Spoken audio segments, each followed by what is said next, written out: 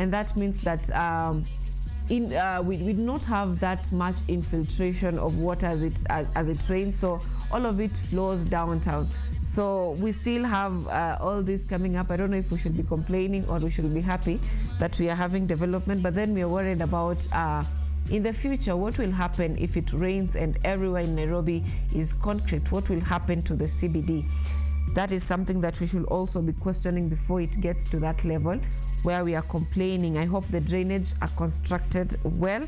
Well, that is on the Star. And also another story given prominence is how digital health systems are shaping adolescents' well-being.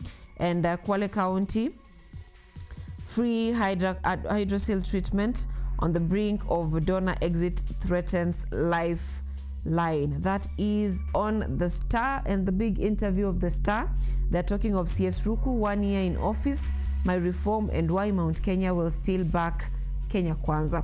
That is on the Star. Moving on to a different newspaper this morning, we have the People Daily, which is talking of Ruto cabinet graft crisis, and they're saying that even as president insists his administration has zero tolerance to corruption, key ministries continue to get engulfed in a never-ending stream of scandal. And one thing that has been common in our president and in our deputy president mouth is in almost every meeting you'll hear him saying that we'll handle cartels in every sector, in the tea sector, in the agriculture sector, that is in sugarcane, we have tea, we have coffee, currently we have oil. So in every sector, the government is talking of handling cartels and corruption, but still we are seeing all these cases going on.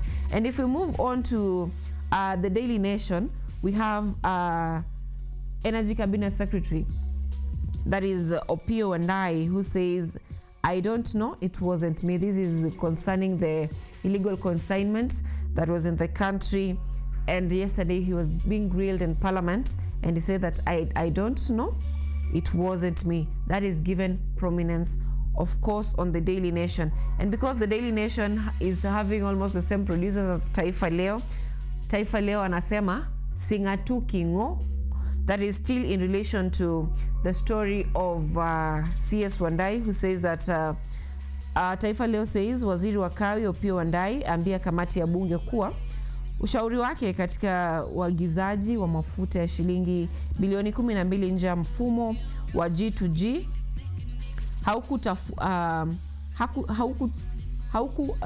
haukutafutwa, akisema angalijua angaliarifu baraza la mawaziri wa rais kuhusu bei ya mafuta kuongezwa leo. Anasema hatua zimechukuliwa kuzuia gharama zaidi, huku akionya kampuni zinazoficha mafuta. So he says that from today there will be no hoarding of fuel as it has been claimed in the past 3 weeks or so.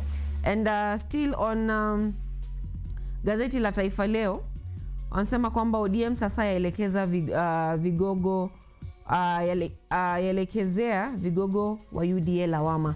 And this is in relation to what we witnessed yesterday in the Gusii community, where ODM leaders were accusing a section of UDA leaders of buying ODM members to UDA. And of course, this is to weaken the opposition. We shall be having more conversation on the same in terms of what may happen in 2027 elections, that is in relation to opposition politics, ODM politics, who holds a bigger bargaining power. If opposition splits, who holds the biggest bargaining power? That is a conversation that we shall be having later on the State of the Nation. Of course, that is in relation to politics. And also something that you should also interest you on Taifa Leo. Wanazungumzia kwamba nyanya ajuta kuzama katika vieta. Ajuza amepoteza pesa tele, hata za chakula na msongo wa mawazo ukamvaa kuanzia mwaka 2017. And this is in relation to betting. You remember they only say that betting is addictive. Bet responsibly. That is on Taifa Leo. Stories that are given prominence on that newspaper. Moving on to the bold newspaper this morning, The Standard.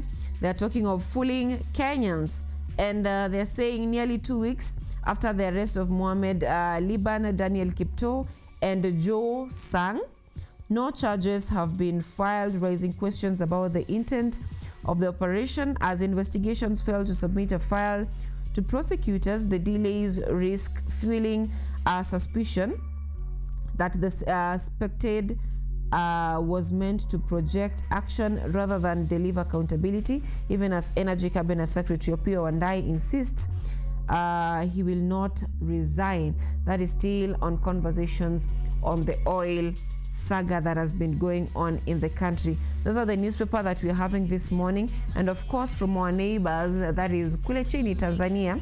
Gazeti la Mwananchi wanasema kwamba Daktari Mwigulu apewa zige bei ya mafuta. Still conversations on oil prices going on around the region. And they're also talking of mtandao hatari, vigogo wa Miringi. Another story that was also popular in the previous weeks here in the country, they're talking of mbunge ataka tozo mpya za simu kujenga barabara. Hayo ndio yanaendelea kwa wenzetu kule Tanzania. And still in Tanzania, the Citizen says what BOT cyber security guidelines seek to achieve. They're talking of to the Bank of Tanzania. The Bank of Tanzania is drafting new cyber security guidelines for financial service providers to curb rising digital fraud risk and protect public confidence in Tanzania's digital financial ecosystem expands. That is from our neighbors in Tanzania. Those are the stories given prominence on their dailies this morning. That is the state of the nation. At this time, I want us to take a look at what is happening on the roads and, of course, the weather situation across the country.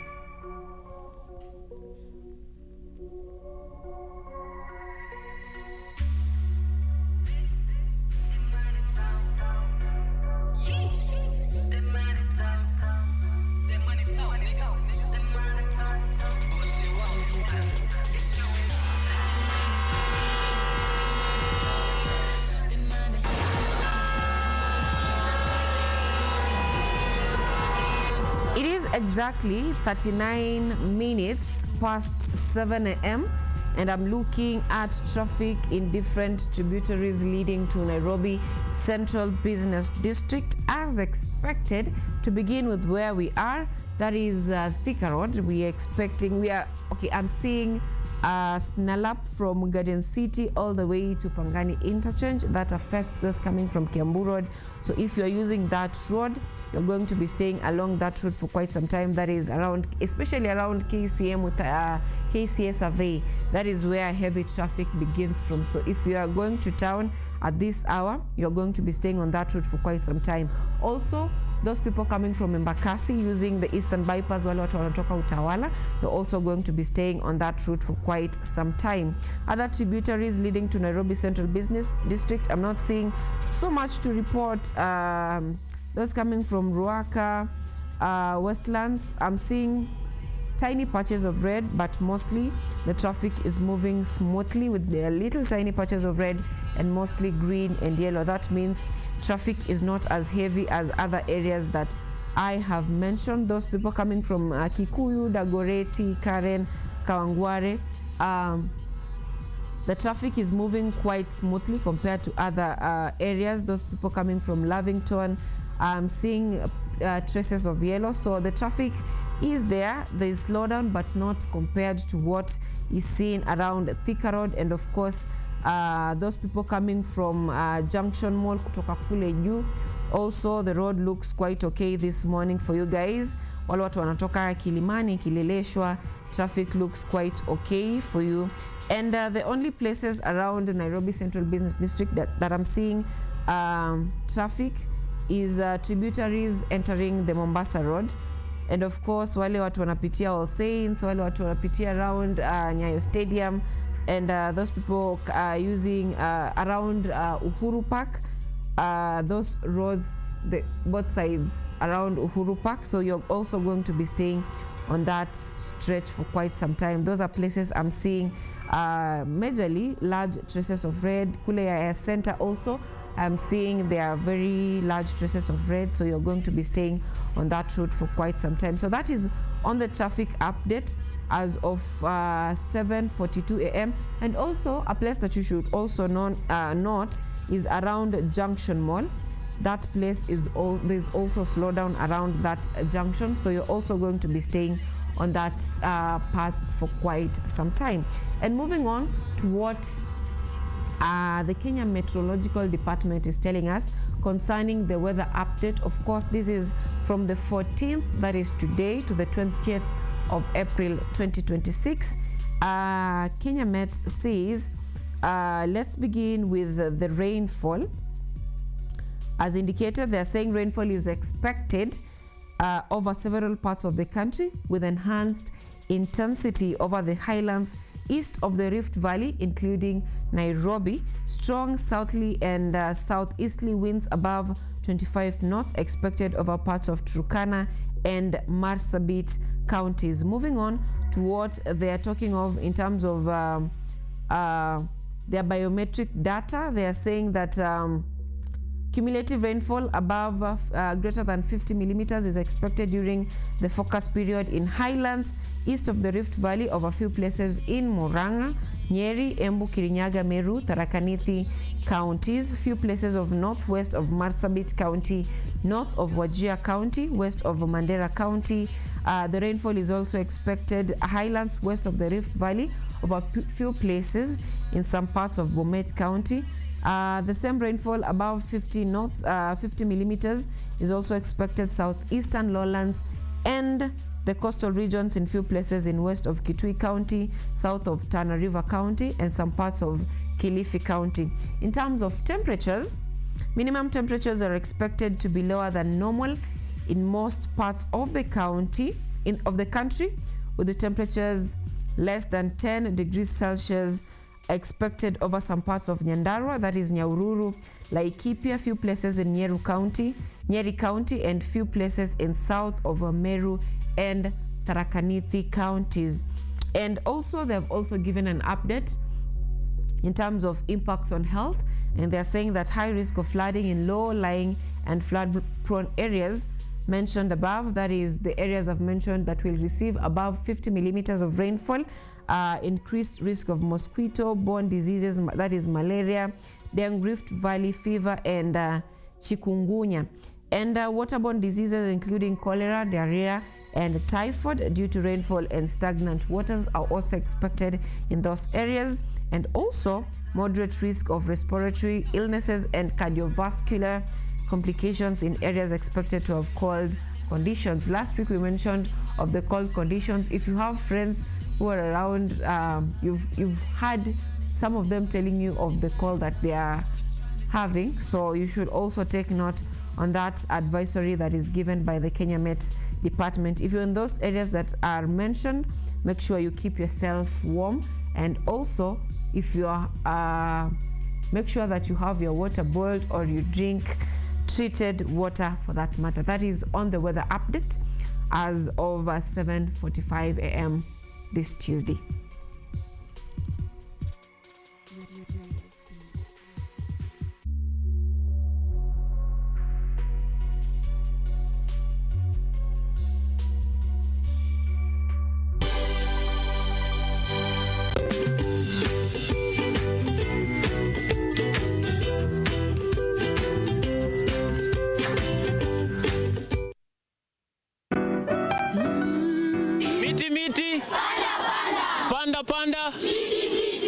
Our planet's future is in our hands. However, there is a threat to the brightness of this tomorrow. On EarthCheck, we share the challenges, the solutions, and the hope. I would call this a very momentous day, a very critical day. Every episode, every story, every step we take creates a ripple. Join me, the environmentalist Emmanuel Kutosi, on KUTV every Wednesday at 8 p.m.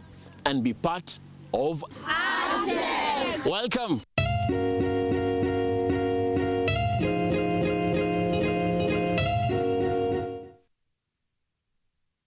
I think you need a coffee. I prefer tea. Hata whistleblower wa serikali.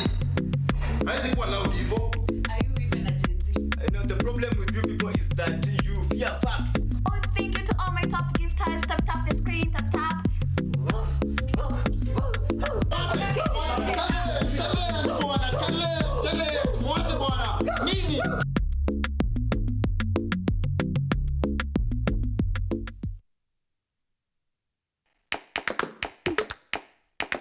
Baada ya kutafuta kazi, tunaweza kuanzisha miradi yetu ambayo ingetusaidia kubadilisha maisha ya wazazi wetu. Kwa vijana wenzangu, wengi hawana kazi, lakini ikiwa sisi wenyewe tutajiamini, tunaweza kujiajiri wenyewe. Afrika kwa kweli tuna mahitaji ambayo ukiyasuluhisha unaweza kuathiri watu kwenye bara hili. Bila uoga, watu huwa na uzalishaji zaidi, wanajawa na ujasiri, wanakuwa wabunifu na wanakuwa wenye maarifa. Niliamua kuacha kazi. Hata kama sitafanikiwa, nitakuwa nimejaribu, nitakuwa najua haiwezekani.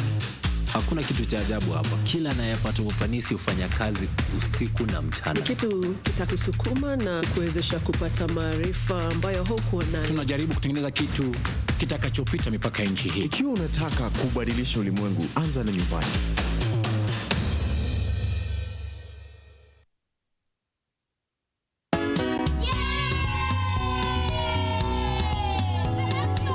Goodbye, snail guts. Hello, human skin. I'm going for the tall one. His legs look perfect for a good itch. I don't know. I think I have a fever and I don't have any energy. Yeah, like there's a war going on inside me. It has to be the pond. Ponds, rivers, and we will keep snails inside them to show how people get sick. Yeah, and we'll add pictures of safe water too. Unsafe, don't jump inside. Stay safe and let adults guide. Snails bring danger, don't you see? Safe water keeps you healthy. Bilharzia free.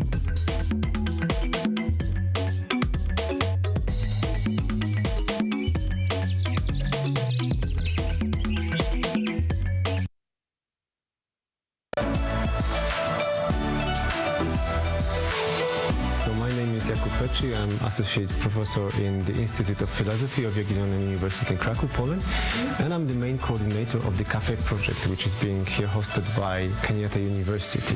My name is Ewa Hudoba. I am a project manager in this consortium.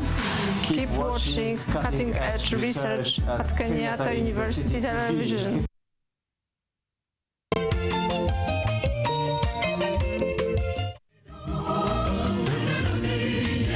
Mtazamaji popote ulipo, unapokuwa ukitazama Safina Show inang'oananga sasa hivi. Ungana nami Albanas Mwania, nahodha wa Safina Show, nikutoe ng'ambo ya pili hadi ufuoni. Safina Show, sauti ya matumaini.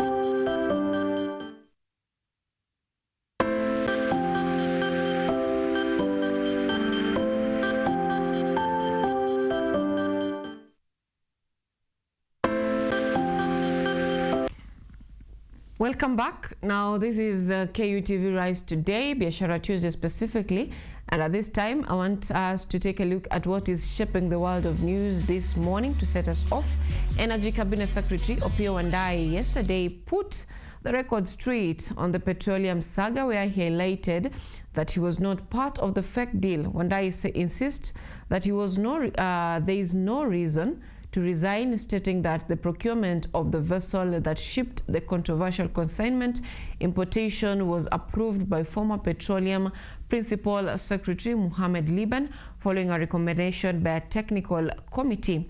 According to Andai, the illegal consignment will not affect the fuel prices. However, an increase is still expected to be recorded. Listen in. In front of the National Assembly Energy Committee, Cabinet Secretary Opiyo Wandayi was tasked with questions on its involvement in the fuel saga in the country. The CS, who distanced himself from the saga, pointed fingers on the Principal Secretary for facilitating the illegal deal. On stock position and proposals for delivery of PMS was prepared and forwarded to the PS. Honorable Chair, of course, the PS in his wisdom did approve it. Of course, if it was sought formally, I would have acted on it one way or the other. And most definitely, I would have escalated it to the President and, of course, the Cabinet. In response to the losses that has been made due to this, the CS was quick to point out that the G2G framework under President William Ruto has greatly improved the import and sale of fuel in Kenya, unlike the previous times. Since the first cargo under G2G arrived in Kenya in April or thereabout of 2023, there has been no fuel imported outside the G2G framework until this contentious consignment came. From the records and to our knowledge, from its inception up to now, it has helped us address the issue of shortage of fuel. As a matter of fact, Honorable Chair, Kenya is one of the very, very few countries in this region and beyond that have not experienced biting fuel shortages. Even in the aftermath or in the wake of the Israeli/US Iran war. However, the members of parliament sought to know on the influence it has had on the pump prices, with the CS arguing that he has no authority to address the fuel prices, but assured that the illegal consignment will not affect the prices at all. In this next cycle, that is tomorrow, beginning tomorrow, it would have meant an increase of 14 shillings per litre if that consignment was factored. But because I had directed that it should not be factored in the costing of this petroleum price, that increase on that account will not be there, on the account of this consignment. On the resignation of the three top officials from their dockets, Wandayi sidelined himself from any comments, stating that investigations are still underway. I cannot say, yes, because I do not know why they resigned. Yes. With Energy Petroleum Regulatory Authority being expected to announce the new fuel prices tomorrow, Kenyans are still crying out to the government to ease the burden in these tough economic times. Anyango, KUTV. Thank you, Nyamu. Now moving on, President William Ruto says he will not be pressured by the opposition into dismissing Interior Cabinet Secretary Kipchumba Murkomen and his Principal Secretary Raymond Omolo. Ruto criticized the opposition for issuing threats to the government during his development tour in Nyamira County. A political affairs reporter, Blosmail Lewa Hassan, has more. Ni two-term, si two-term. Wacha nione two-term ya William Ruto tu. He used his development tour in Nyamira County to respond and rebuke the opposition for pressuring him to dismiss Interior Cabinet Secretary Kipchumba Murkomen and his Principal Secretary Raymond Omolo. Kenya itaisha, ati sijui nani atatolewa kwa ofisi. Hakuna mtu mtatoa kwa ofisi na hakuna Kenya itaisha. Pengine nyinyi ndio mtaisha. The opposition had yesterday issued an ultimatum to President William Ruto demanding that Murkomen and Raymond Omolo be removed from office, accusing them of undermining national security by allegedly deploying goons during rallies organized by the opposition. We no longer have CS Interior and coordination of national government. The CS we have, Kipchumba Murkomen, is the CS for coordination of goons, violence, and intimidation. However, President Ruto has firmly responded to Rigathi Gachagua, Fred Matiang'i, Kalonzo Musyoka, and other opposition leaders, saying that he will not be intimidated. Ndio watisijua wanatutisha. Mimi nataka niwaambie, nyinyi hakuna mtu mtatisha Kenya hii. Si ndio? Ati wanasema sisi ndio tunaweza kuamua tutatoa rais. Mtatoa rais ya wapi? Na wawache vitisho vya kutuambia ati sijui watafanya nini, ati sijui watasimamisha Kenya. Hakuna mtu ako na nguvu ya kusimamisha Kenya, ni Mwenyezi Mungu peke yake. Interior Cabinet Secretary Kipchumba Murkomen has in return pointed fingers at opposition leaders, accusing them of sponsoring the said goons and then blaming the government. He also affirmed that he cannot be pushed to resign from office. During today's development tour in Nyamira, President Ruto continued mocking the opposition, claiming that none of the opposition leaders has the ability to unseat him from power. Watu wananijua kweli? Nyinyi mkipima hiyo watu, iko mtu size yangu kwa hiyo group. Iko mtu size. Wala watu ni bure sana bwana. Reporting for KUTV, my name is Hassan Lewa Blue Smile. Now, journalists have been barred from covering the opening, scrutiny and verification of election materials in the disputed Biashara North by-election petition at the Embu High Court. In a move that has raised concerns over transparency of the process, members of the press were ordered to leave the court premises just as the highly anticipated exercise was about to begin, effectively shutting out media coverage of a crucial stage in the case. The development came as the court commenced the opening of ballot boxes, marking a significant step in the petition challenging the outcome of the Biashara North by-election. The directions by the judge were clear. If a party doesn't produce the key to their padlock when required, then the same was to be broken. So we are looking forward to see the padlock by the petitioner broken, because that is what the order of the court requires. I'm actually very disillusioned that a party who has called for scrutiny doesn't want the scrutiny done by introducing sideshows and preventing access to a safe movement. Now, Prime Cabinet Secretary for Foreign and Diaspora Affairs, Musalia Mudavadi, has received the comparative study report on the administration and management of diplomatic privileges and immunities administered in the United Nations duty stations. The report by the interagency team formed by the Principal Secretary for the State Department for Foreign Affairs, Dr. Korir Sing'oei, outlines key recommendations to be adopted in improving the welfare and working conditions for the United Nations and the diplomatic community in Kenya. Kenya intends to use the study to establish the best practices in order to secure and enhance its strategic position as a prominent and preferred diplomatic hub for the UN diplomatic missions, intergovernmental agencies, and international organizations. And long term, and especially addressing some of the key issues. On the onset, if we want to make Nairobi the hub, it should not just be about the professional people there, but we must also now look at moving the global south, the humanitarian logistics, to be based here. And therefore, in all this, KRA should also start looking at what does it take, and the team, what does it take to attract Jomo Kenyatta Airport, the port of Mombasa, the Naivasha hub,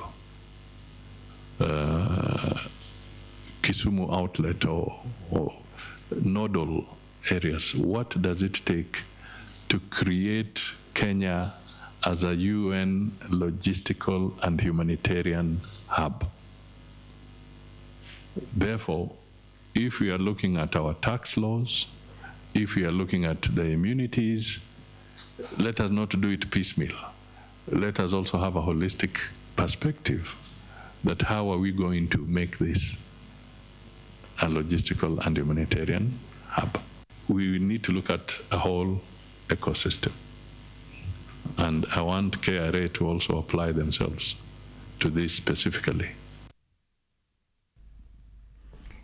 Now, Kilifi County Governor Gideon Mung'aro has defended himself against allegations of excessive use of county funds and the large number of stalled projects in the county.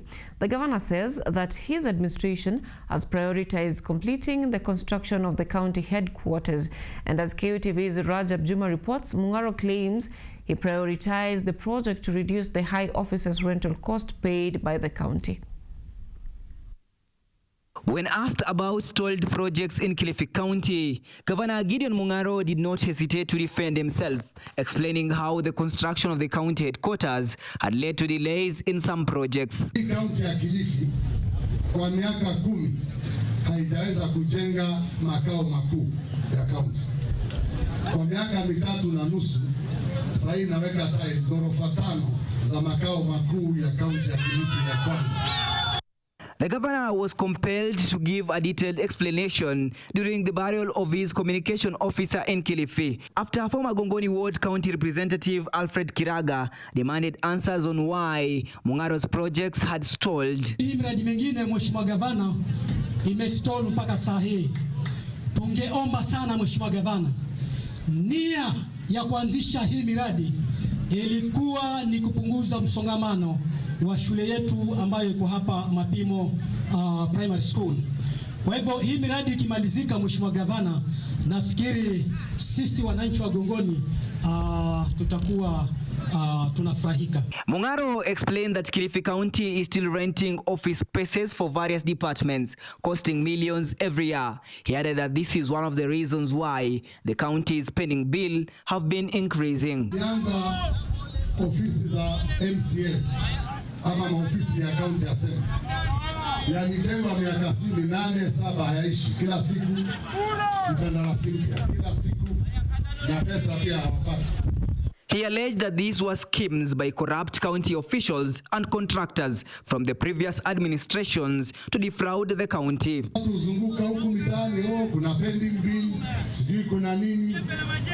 Pending bill ni ule ukora ulikuwa umefanywa kwa county. Hii miradi yote umesikia Mheshimiwa Kiraga akitaja hapa. Hiyo miradi yote ni pending bill. The construction of the Kilifi County headquarters began back in 2014 when Senate Speaker Amason Kingi was serving his first term as Kilifi Governor. The building is still under construction 12 years later. Reporting for KUTV, my name is Hassan Lewa Blue Smile. Now, residents of Kiambui in Gichugu, Kirinyaga County are set to benefit from a 10.9 million Kenyan shillings government-backed electrification project, bringing an end to years of darkness, unsafe power connections and disputes with Kenya Power. This stems from the national government through the Rural Electrification Agency's last mile connectivity drive to boost universal electricity access. Kiambui residents in Gishugu, Kirinyaga County are set to witness a major transformation as 10.9 million electrification project takes shape, seemingly bringing an end to unsafe power connections and an end to years of power struggles. The initiative, implemented by the Rural Electrification and Renewable Energy Corporation under the national government's last mile connectivity project, aims to connect over 150 homes, businesses and public institutions to the national grid. Deputy President Kithure Kindiki, while sharing his thoughts, said the project forms part of a broader development agenda that the President's administration is bringing to the people of Kirinyaga. Hii kazi rais anafanya sio afanyi peke yake, anafanya na viongozi wengine. Fireman anamsaidia kama deputy rais. Governor huyu Waigoro Minji anamsaidia. Si namna hiyo? Mheshimiwa anamsaidia, anamkumbusha. Hata deputy governor wetu namuona hapa, anamsaidia. Tunasaidiana. PS Muthoni yako hapa, anamsaidia. MCS wetu wanasukuma. Hii kazi inataka viongozi tufanye tukiwa pamoja, ndio wananchi waharakishiwe maendeleo. Ama nyinyi hamtaki umoja wa viongozi? According to the residents, the initiative will not only light up the area but also end years of tension with Kenya Power over questionable installations. Indeed, it is true that since he launched, electrification is going on. Posts are still being erected and people are still getting connected.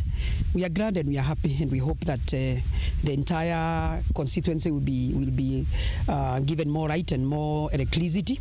This will go a long way in helping the residents and the people. Some individuals, in fact, had already connected electricity on their own, and they have been in confrontation with Kenya Power, particularly because of meters. The meters don't read these places. Most of these issues will be gone and we shall not be able to confront each other any longer. Kuna watu wengi watanufaika kama pale kuweka saron, kinyozi, wengine watafuga kuku na kuku anahitaji stima kila wakati. The Kiaumbui project forms part of a wider electrification plan targeting 7,300 households at 440 million shillings, as nationally 10.3 million out of 15.6 million homes have power, including 1.4 million connections since 2023. Now, hundreds of young people from Likoni showed up to register to vote and apply for national identity cards in a continued exercise aimed at increasing the number of voters. Over 200 new voters were registered over the two-day process. This according to Independent Electoral and Boundaries Commission IEBC officials in the area. In his speech, Mombasa youth leader Charles Ngenyi encouraged youth to take advantage of the current mass voter registration drive ahead of the 2027 general election. Since the exercise began on March 30th, more than 22,000 youth in Mombasa have already registered.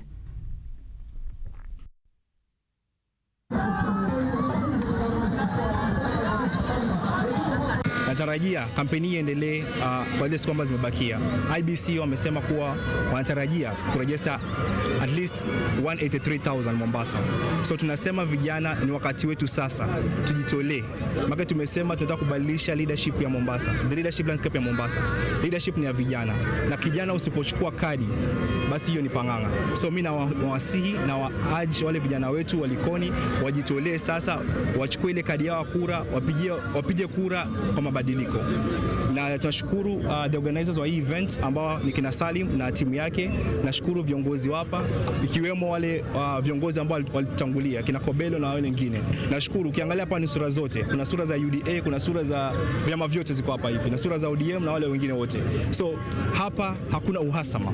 Hapa hakuna uadui. Hapa tuko na nia moja ya kuregister vijana wote kupiga kura.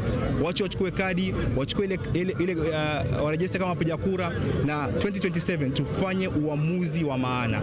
We have in partnership with other leaders, we have organized this football tournament not only to nurture talent but also to encourage young people to register as voters. We as the young people, we believe that the power to change our lives lies within our hands, and that power begins by registering as a voter.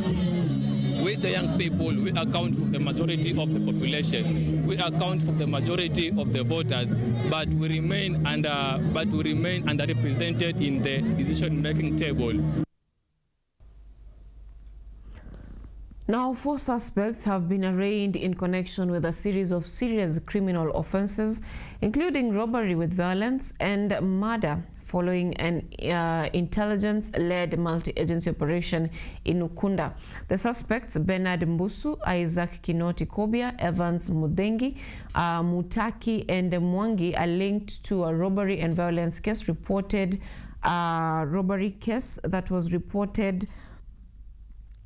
sorry for that. They were involved in a robbery case that was reported at Nyali Police Station and a murder case recorded at Parklands Police Station. Authorities believed that the group also connected to the murder of a British national and several national on April 11, 2026 at Ideal Apartments in Ukunda during a coordinated operation conducted by officers from the Directorate of Criminal Investigations, DCI, drawn from the Crime Research and Intelligence Bureau.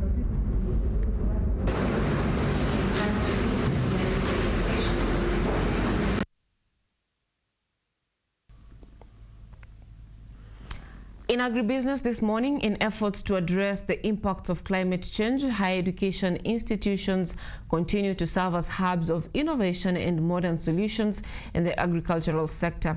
In Kitui County, agriculture students from Kenyatta University's Kitui campus have demonstrated a high level of expertise through research and the use of innovative technologies aimed at improving productivity, conserving the environment, and strengthening the future of agriculture. Speaking during the exhibition, the head of the School of Agriculture, Professor Maina Mwangi, stated that the main goal is to provide the student with a platform to showcase solutions focused on improving plant health and increasing yields. Akida Kasim with the details. In a world increasingly affected by climate change, innovation in agriculture is becoming a key pillar in ensuring food security and sustainable development. At Kenyatta University's Kitui campus, agriculture students have taken bold steps by developing modern approaches that integrate science and technology.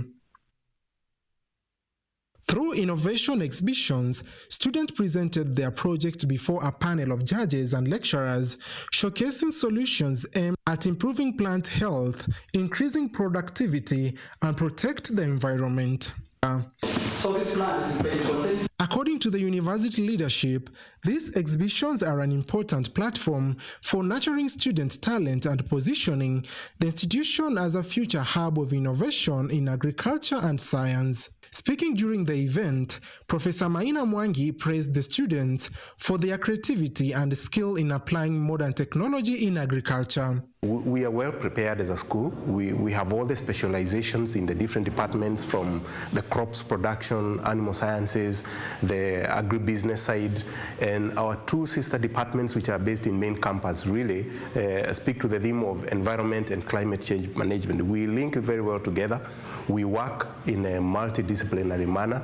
We do research together. We co-teach, particularly at postgraduate level. We are doing a lot of research together.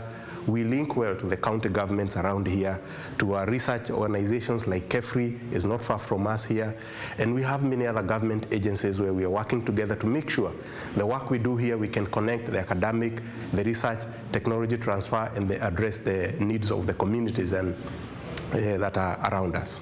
As part of efforts to strengthen sustainable agriculture, a portion of the university land has been set aside for fruit farming, while plans are underway to drill a borehole. The project is expected to improve agricultural activities at the university and help surrounding communities access water for daily use. Most of our students have already taken initiative, and they are already planting crops like watermelon, and we already started selling. Unfortunately, there was a small hitch where there was a problem with the pump, and even today I was talking with the major that we need to revive that kind of pump.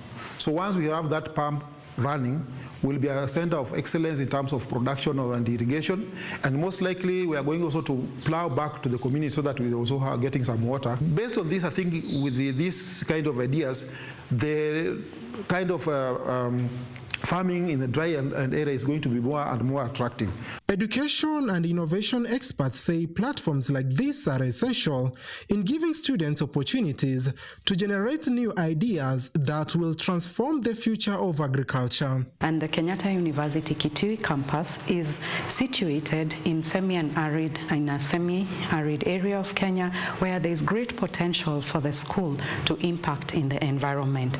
And so the directorate, working closely with the the School of Agriculture is looking at innovative ideas that are arising from faculty and the students and providing them with the environment where they can help build ventures, sustainable ventures, and roll them out. Considering climate challenges and the rapid pace of technological advancement, the university aims to be at the forefront in providing digital solutions to farmers and the wider community.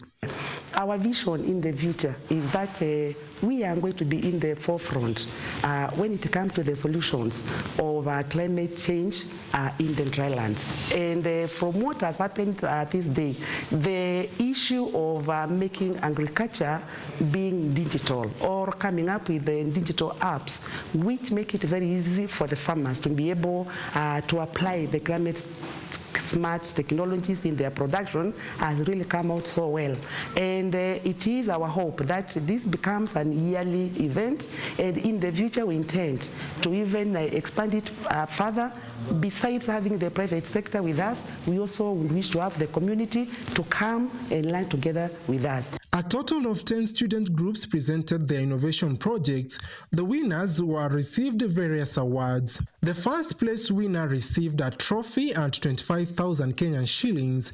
Second place received 15,000 and third place received 10,000. All participants were awarded certificates of participation as a recognition of their effort and innovation. It is clear that through these young people, the future of agriculture in the country appears promising, sustainable, and forward-looking. Akida Kasim, KUTV.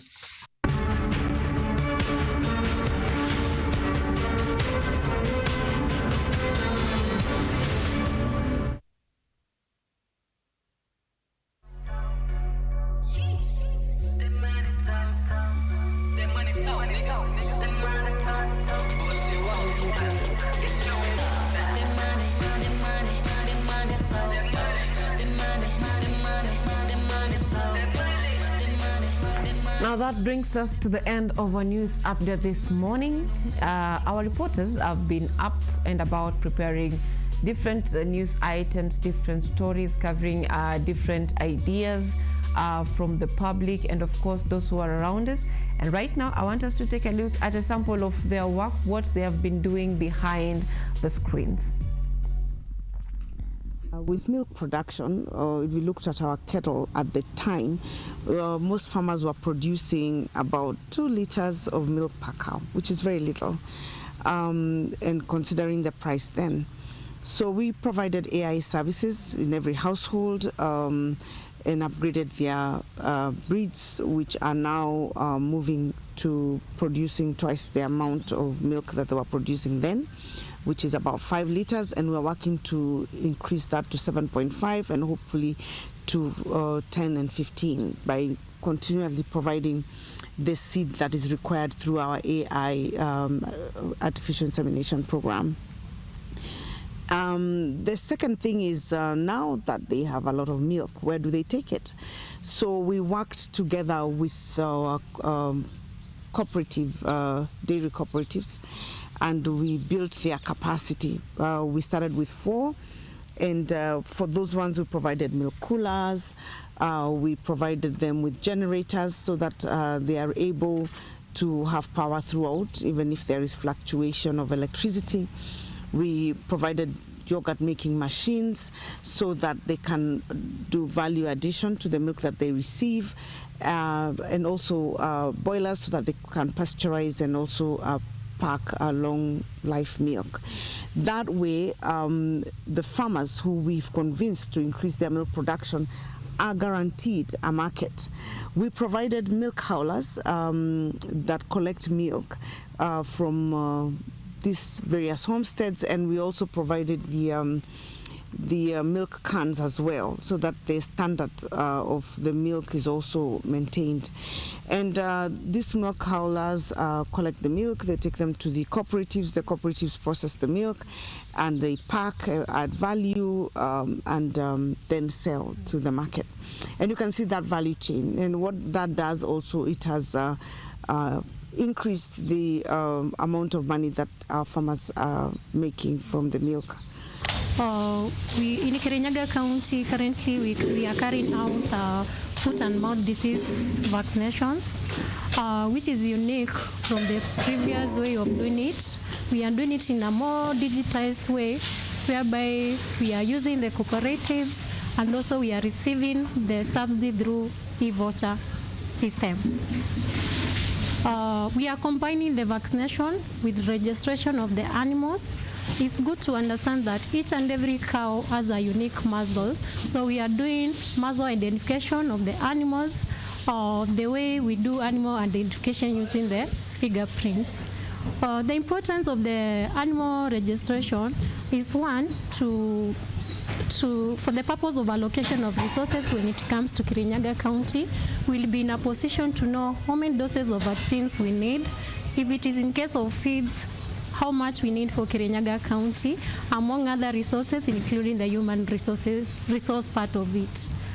The other importance of the registration of the animals is to reduce the issue of cattle theft. We have been having the challenge of cattle theft in Kenya generally. So this one will be in a position to track the movement of the animals. The registration also will add value to the animal, and it will assist us to do better management of our farms through record keeping to increase productivity and profitability to our farmers. I would request all farmers to avail their animals for vaccinations and not to concentrate on the rumors of taxation. Generally, the purpose is to eradicate foot and mouth and create a foot and mouth disease-free zone in Kirinyaga County and also in Kenya, so we can be in a position to assess market, especially the international market, when it comes to our animal and animal products marketing. Today we are here at this farm in Kiaritha to observe what is going on. We are currently doing our annual vaccination program. Okay, thank you. We are currently doing our annual vaccination program, and this year we are targeting to make sure that our county is becoming FMD free zone, that is foot and mouth free zone, which is a national drive to ensure that the country is able also to be listed as one of the areas that are foot and mouth free zone. In order to undertake this national activity, we have aligned the national program with the county program, which we normally have annual vaccination of our cattle. And in this one, we are targeting 80,000 cows. So far in the last 1.5 weeks, we have been able to do 11,000 up to today. We are expecting maybe towards the end of next week, we shall be at around 30,000. So ours is to encourage each and every farmer to make sure that his cow or her cow has been vaccinated so that we can enjoy in this program. This program is a subsidized, is part of the subsidized programs for our dairy farmers. At this, we are only paying 50 shillings instead of 200 shillings. The government is catering for the 150 per each farmer. So farmers should be able to take this opportunity to make sure they are vaccinated. And these vaccinations are a bit unique. We are also having the issue of a unique identifier for the cattle, that is through the scanning of the cow muzzle. I think expert will be able to explain that, what it means. In this registration, the cow is uniquely identified, and we will be able to follow that particular cow, its production, its productivity, and also ownership of that cow will be known, so that any time that that cow requires services, our experts, our veterinary officers will be able to know what has been the record for, the medical record for that particular cow. Our animal production officers will also be able to know what are nutritional requirements for that cow, what advisory did they be able to give the farmer, and we'll be able to tag these cows to the farmer. So we'll be able to progressively be able to address issues of animal nutrition directly with the farmer and improve our productivity. County has been able to do quite a number of things in supporting our dairy farmers through various programs, supporting our dairy cooperatives, by making sure that they get support of milk coolers, subsidized feeds, and also we'll be doing what we call solarization of dairy cooperatives, so that we can reduce the cost, the preservation cost of our farmers, so they can be able to maximize output of their milk. At the moment, currently in Kirinyaga, we are at average of 7 liters per cow. We hope to reach 10 liters per cow. Thank you. Our farm is located at Kirinyaga County, Kirinyaga Central. We are at Inoy Ward. Here at Uzuri Dairy Farm, we rear dairy cows. And one of the key things we have to check on the dairy cows is their health. So among the health, the county government of Kirinyaga has helped us to get the vaccines, which today we are doing the foot and mouth vaccine. Initially, we were paying 200 bob per cow to vaccinate the cows for the foot and mouth vaccine. Through the subsidy, tumepata ng'ombe anaweza vaccinatiwa at 50 bob, which is a very good thing to the local Kenyan, the Kenyan farmer. Most of them, it is access to feeds. Sana feeds, then kupata the vaccines themselves, which we are very happy that county and our able governor, Ann Mubi Igoro, has helped us, the farmers, to pay less when you are doing the vaccination of the cows. So right now we have registered with the county government number of 146 cows, which we are going to vaccinate today. So due to this registration of my cows to the county government, due to their data, I can be able to be given feeds. Also, in terms of the vaccines, the county government will have knowledge on how my cows should be vaccinated.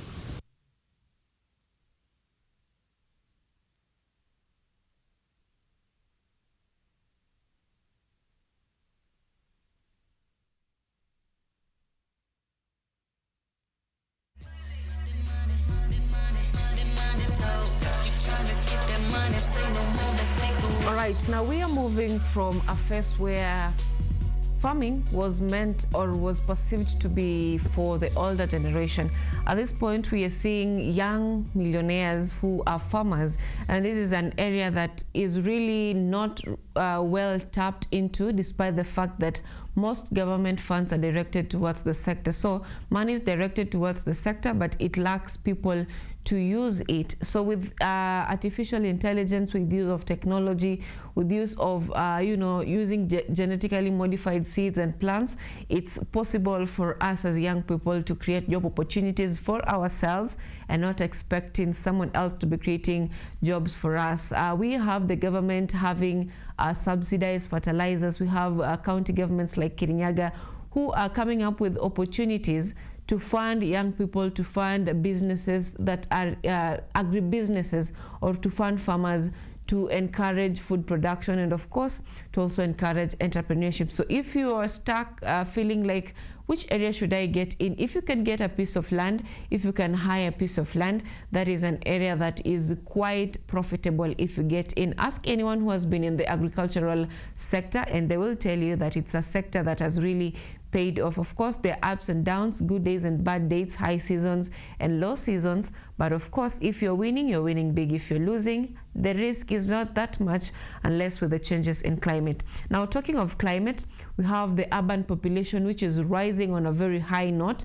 And this is resulting to housing shortages, resulting to, facilities shortages, or care facilities that are to be meant for the population being not enough for the population. And with this rising urban population, the government, through the Office of the Prime Cabinet Secretary, has been engaging with stakeholders in the industry to encourage urban development, creation of new households, or developing the urban cities into places or into an area where everyone is accommodated and the physical amenities or the social amenities are available for the population. So we are going to be having that story. That is what transpired during the opening of the second Africa Cities Conference, where Prime Cabinet Secretary, that is Musalia Mudavadi, led the meeting.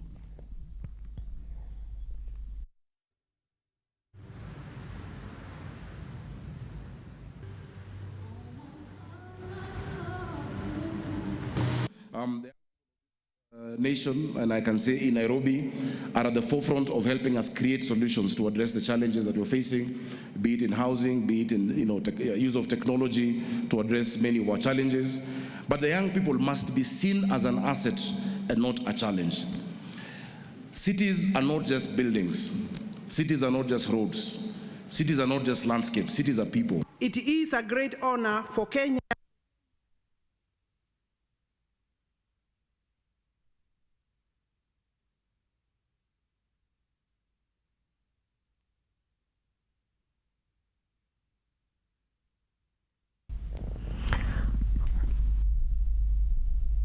I will be bringing you that story or that coverage later on, but right now it is time for budgets, and appropriations and all that.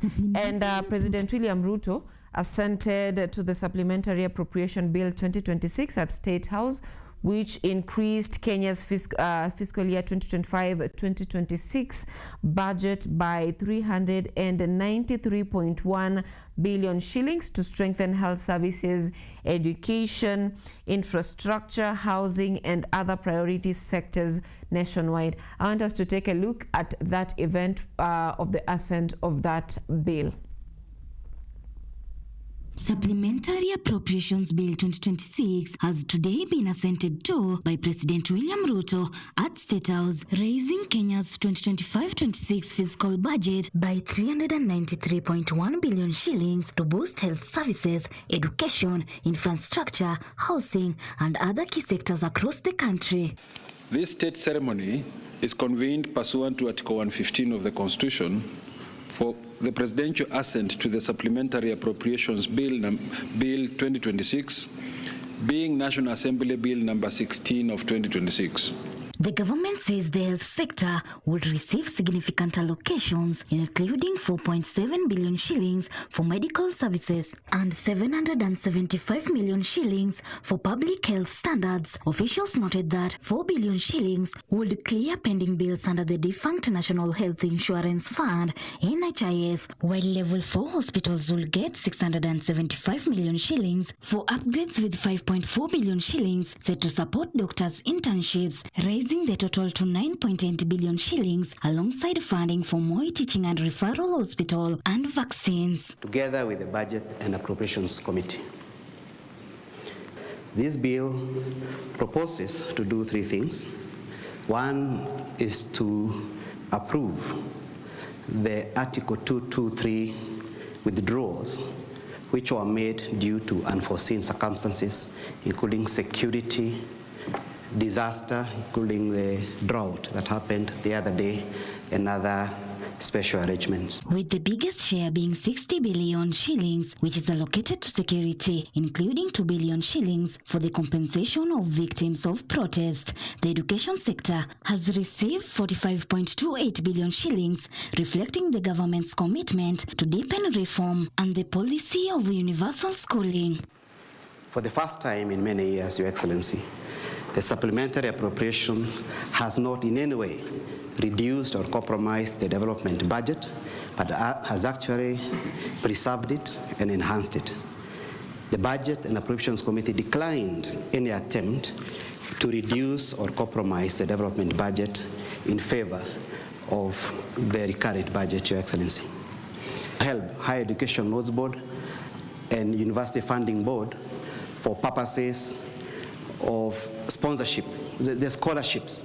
Meanwhile, in infrastructure sector, 4.5 billion shillings is directed to Horn of Africa Gateway projects, while housing receives 25 billion shillings to boost the affordable housing program, while agriculture sector receives 18 billion shillings for fertilizer subsidies to sustain services and accelerate development. Also money for agriculture and food security, which is over 17 billion, including funds for fertilizer subsidy, funds for sugar reforms, it's about 2 billion, and funds for food security and crop diversification, in addition to 1 billion, which is new addition for tea sector reforms. The bill assentment is expected to help drive development across the country by strengthening key sectors, enhancing service delivery, and accelerating critical infrastructure and housing projects.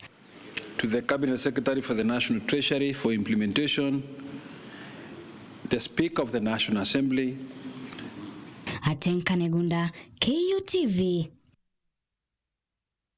Now, on the same note, it is important to note the standoff between the county government leadership, that is between senators and governors, specifically the Appropriations Committee, that is the watchdog, the county watchdog, which brings governors on board, questioning them on the expenditure and all that. It is important to note that such bills really determine highly what the counties receive and how they manage their funds in county development. So even as we approach the not the budget making process, the finance bill of the 2026-2027, it is important for you to ensure that you participate in all these processes by bringing in your views and not waiting till June for you to bring your complaints, because at that time there's a little that can be done. It has been a case that has been witnessed in different parts of the country, different seasons, where we have, if you look at history, most young people's uprising are always taking place around the month of June, and this is always around the time when the finance bills are passed in various parliaments. If you look at history like the Soweto uprising, if you look at the Arab Spring, if you look at Kenya still, the finance bill of 2024, if you look at China with the Great Canyon, these are things that happened around the month of June, where the young people were protesting high cost of living. But this is around the time where you should be having your views incorporated in the decision making of these bills, because every country is governed by rules, and rules are made by those on the table. So strive to be at the table. If not at the table, try to have someone who you can influence to project your agendas on the table. Now, moving on, in partnership with UNESCO, Kenyatta University has been promoting physical exercise to curb increasing cases of diet-related issues or diet-related complications in health. And this is a move that has been made to the public for them to embrace physical activities in order to reduce these diseases, including diabetes, hypertension, high blood pressure, and all that. Let's take a look at what transpired during the exercise day that was held right here in Kenyatta University. Good morning, everyone. Observed annually on the 6th of April, World Physical Activity Day highlights the importance of exercise in promoting healthier lifestyles, as the community is encouraged to remain active and adopt regular physical activity to prevent diseases associated with the sedentary living. It's really about promoting physical activity. We want to encourage all people to be physically active, to exercise. We want to promote health and strength and intellectual development. Exercise also improves our thinking and intellectual ability, right? We want to do away with things like diabetes, which we know, and high blood pressure, which come as a result of lack of exercise. Kenyatta University, through its Department of Physical Education, Exercise and Sports Science, alongside partners UNESCO, marked the day with activities promoting exercise and environmental awareness, aligning with this year's Green April theme, which urges stakeholders to protect the environment as a pathway to better health. We started off by planting trees. The theme this year is Green April, so we want to also green the environment. So we have all planted trees, especially at the sports field, to promote so that the environment is not only green, it is healthy and it is beautiful, and we can actually enjoy it. It's about mass participation in physical activity for wellness. And with this, we have done sustainability as well in terms of tree planting for the environment. As a department, we are supporting the university and our partners in terms of teaching, research, training, and community. Activities typically feature walking, running, community sports and health education. Stakeholders emphasize the need for greater public awareness on the benefits of regular exercise and the importance of maintaining physical fitness. This day, UNESCO designated it to promote physical activity. to promote inclusion, promote gender equality.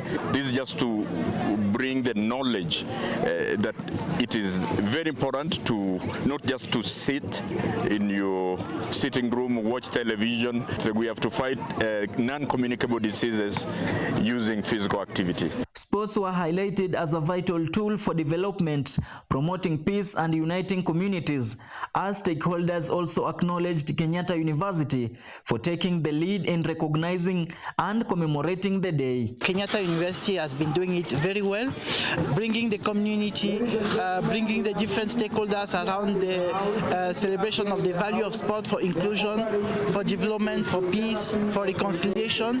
And you see how vibrant it is to have not just the student from the university, but also the people and the community around the university to come and to celebrate together. The event aligns with Kenyatta University's mission of teaching, research and community engagement in advancing health. As the world celebrates World Physical Activity Day, the society has been urged to embrace physical activities to keep them safe from lifestyle diseases. Rajab Juma, Kenyatta University, Nairobi. Thank you, Rajab. Now, those are reports from our reporters who have been really at the field filing different reports, and sometimes they don't get enough credit in terms of news because, you know, time is limited. But this is a time when you get to hear the whole story, how it unfolded. We are taking a very short break. When we'll be coming back, we'll be taking a look at the state of our nation and, of course, how that affects you as a Kenyan citizen. Stay tuned.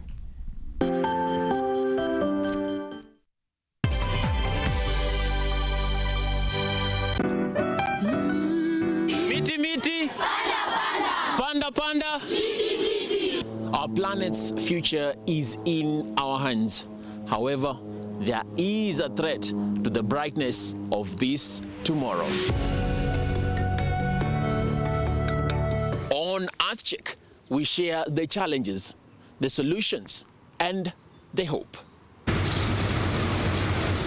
I would call this a very momentous day, a very critical day. Every episode, every story, every step we take creates a ripple. Join me, the environmentalist Emmanuel Kutosi, on KUTV every Wednesday at 8 p.m.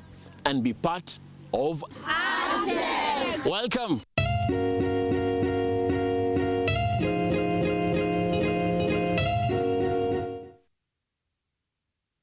I think you need a coffee. I prefer tea. Hata whistleblower wa serikali.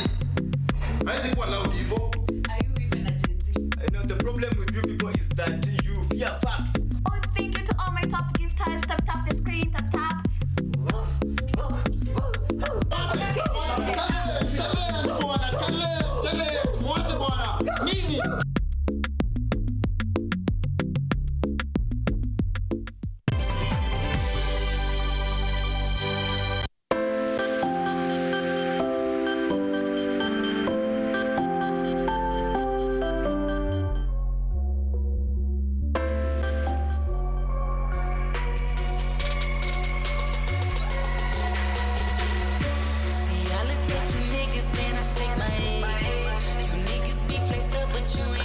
Welcome back. Now, previously we had a story running of how the rapidly rising urban population has an impact on urban cities, and I want us to take a look at that story, which happened during the opening of the second Africa Cities Conference right here in Nairobi, and was chaired or was led by Prime Cabinet Secretary, that is Musalia Mudavadi.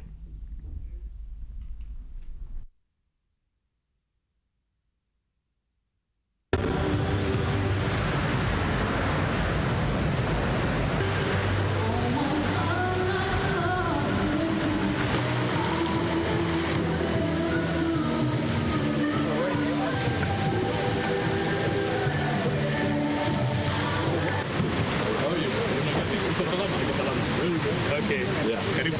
Yes.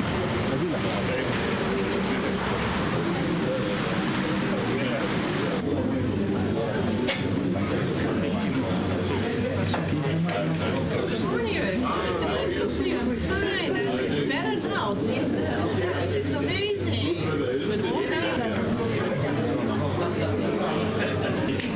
Are you providing shelter? Yes, we are here. We're happy to have you. Thanks for honoring us. This is the Minister of Cote d'Ivoire. Cote d'Ivoire and the Ambassador of Cote d'Ivoire. This is the Minister of Guinea. My country, by the way. Yeah, I was also close. Good morning. From Azerbaijan. How are you doing? Ambassador,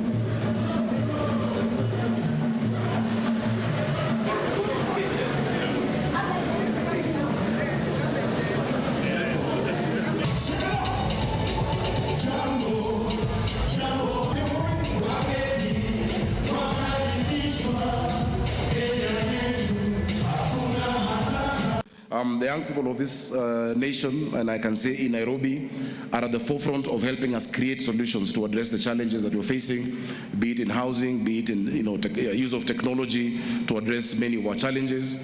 But the young people must be seen as an asset and not a challenge. Cities are not just buildings. Cities are not just roads. Cities are not just landscapes. Cities are people.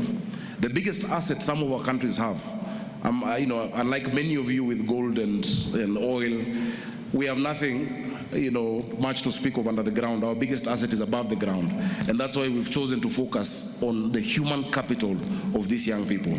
We built 17 kitchens across the city, central kitchens, and I'd like, if you get time, to visit some of them, each of them producing 15 to 20,000 meals a day.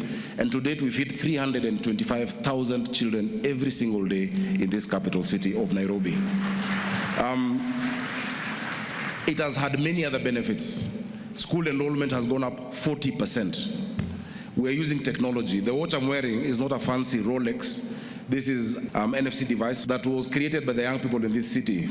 Every child in a public primary school wears this. And from this alone, I can tell who came to school, who ate, who do we have permission to feed, what are the feeding statistics, and we've been able to deliver more than 80 million meals in that short time in the capital of Nairobi.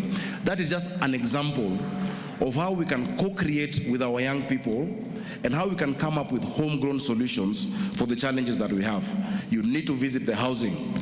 So many people in our city could not imagine having a house that has water and a toilet. When we did the first block of buildings, women were taking selfies just because they can sit in a toilet. Now, not only do they have running water, they have Wi-Fi.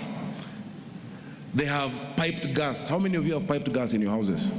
They have piped gas in their houses. We're doing more than 200,000 units in our country. And so we really want to thank PS Singer, Madam Alice Wahome and the PCS, because this is transforming lives. It's not just doing brick and mortar. It is giving dignity, that the people can even believe in themselves. They can walk with their heads held up high. Imagine the shame of living in a 5x6 shack with you and your children. And the only thing that separates you from your children, you and your wife, is a curtain or a bedsheet. Imagine, gentlemen, your wife having to line up 20 meters from your house to take a shower in a line full of men. Those things are being changed practically every day in Nairobi and in Kenya. It is a great honor for Kenya to host this important gathering at a time when urbanization is rapidly shaping the future of our continent. Across Africa, our cities are growing at an unprecedented pace, and this rapid growth brings both immense opportunity and complex challenges. This forum, therefore, comes at a critical moment, and decisions we make, the partnerships we build, and commitments we advance here will play a defining role in determining whether our cities become engines of inclusion, resilience, and shared prosperity, or whether existing inequalities will deepen. Kenya is proud to be part of this collective effort under the leadership of His Excellency, the President of the Republic of Kenya, Dr. William Ruto, the UN Habitat Global Champion for Adequate Housing. We have placed housing and urban development at the center of our national development agenda, recognizing that this is not only a social imperative, but also a key driver of economic transformation. Excellencies, the Africa Urban Forum provides us with a platform not only to reflect, but to act and to move from dialogue, discussions to delivery, and finally to implementation. To thank and congratulate His Excellency the President of the Republic of Kenya for graciously accepting to host the second Africa Urban Forum. In the same spirit, allow me to recognize and commend the Federal Democratic Republic of Ethiopia for believing in the African Union dream and hosted the inaugural Africa Urban Forum, whose momentum has made it possible for us to build on the progress of the meeting we convened in 2024, and now we are here for the second Africa Urban Forum. The theme of this forum, adequate housing for all, advancing socio-economic and environmental transformation towards the realization of Agenda 2063, is both timely and critical because adequate housing has the power to drive economic growth, foster resilience, but also improve the quality of life for millions of our people in Africa. Welcome to Nairobi for the second Urban Forum. We gather here at a consequential moment for our continent.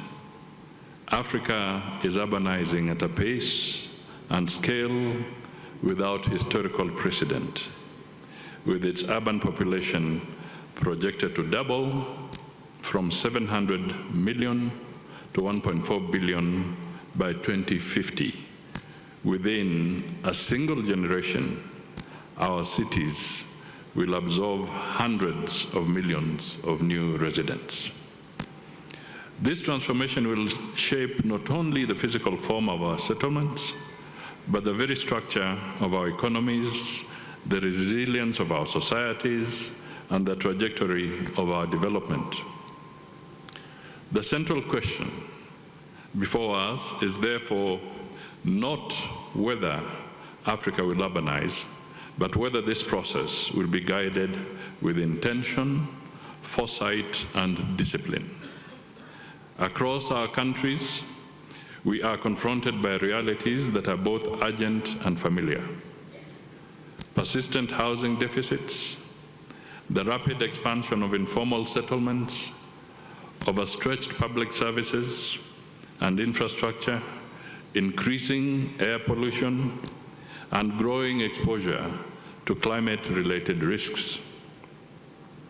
These challenges are compounded by constrained physical space, limited access to long-term and innovative financing, weak governance structures, and institutional capacities. Left unaddressed, the challenges threaten to entrench inequality and undermine the sustainability and promise of our cities. One of the most difficult things, and this is why the whole concept of innovative financing is critical, is that there is a limit to taxation. There's a limit to taxation. In Kenya, we have gone through a very interesting episode to get to the very critical stage that we are in, where there is broad and extensive construction through Alice's ministry under the Urban Affordable Housing Program, which was championed by the president of this country, and he'll speak to it tomorrow when he's here himself. I can tell you it's not an easy journey. Petitions have been filed in court. The president has been enjoined on court petitions. The minister here, the governor, they have all been enjoined on petitions. Teachers have gone to the streets. The young people have protested. So it has been a very difficult journey because, frankly speaking, the amount of resources needed can only take innovative financing to carry it through. And taxation has its limits. So in the whole conversation, a lot of courage is required, a lot of bold decisions, unpopular decisions, sometimes painful decisions have to be made along the journey. But unless we do that, the alternative is worse. The alternative is worse. And we therefore have to really, as a continent, as a people, remember that there comes a moment when you have to bite the bullet. And biting the bullet for the good of our citizens is to ensure that we can make our urban cities livable, economic hubs that can spur growth and indeed strengthen peace and stability in our respective nations. Ladies and gentlemen, a strategic approach to urbanization offers Africa its most potent pathway to transformation. Well-planned and well-financed cities can drive industrialization, unlock productivity, create employment at scale, and serve as engines of innovation and growth. They can connect markets, deepen regional integration, and expand opportunities for millions of our citizens. The task before us, therefore, is not merely to manage urban growth, but to harness it deliberately so that it becomes a driver of economic and social progress. This forum should mark a decisive shift in how we approach the task before us. The issues are well understood. The time has come to move from conversation to execution. We must emerge from Nairobi with a shared understanding of our challenges, and also a clear pathway to delivery anchored on implementable policies, locally led solutions and innovations, and of course, bankable projects. Housing is a foundational infrastructure. It is an economic sector in its own right, with deep linkages across construction, manufacturing, finance, and services. When we invest in housing, we do not simply provide shelter. We stimulate industries, generate employment, and anchor communities. This is why the question of housing must be elevated as a central element of Africa's development strategy. At the same time, we must recognize that the issue of urbanization and housing cannot be addressed in isolation. The future of our cities will be shaped by the integration of multiple interdependent systems. Urban planning must guide growth in a manner that is orderly, inclusive, and efficient. Infrastructure must keep pace with expansion, ensuring access to basic services. Climate resilience must be embedded into the fabric of our cities, recognizing the increasing frequency and intensity of environmental shocks. Technology must be harnessed as a tool to enhance planning, service delivery, and governance. Financing models must evolve to mobilize both public and private capital at scale. Critically, the transformation of informal settlements must be approached with urgency, dignity, and inclusion. Kenya is honored to host this forum. We do so with a clear understanding that the success of the Africa Urban Forum will be measured not only by the quality of its dialogue, but by the strength of its outcomes. Let this forum mark a turning point to be remembered as the moment when Africa moved with greater intention. Let it be the moment when we began to translate ambition into action and plans into projects. The future of Africa's cities will not be determined by circumstances. It will be determined by the choices we make now. As I conclude, ladies and gentlemen, let us seize the moment to shape Africa's urban future. Let us advance the conversation on urbanization, develop concrete actions and solutions to address the most pressing challenges facing our cities. Let us work together to nurture and grow our cities, making them inclusive, sustainable, and prosperous for all. The future of Africa is urban. Let us all shape it together for a better tomorrow. And there is also a saying that says, if you can do it today, do it. Don't wait for tomorrow.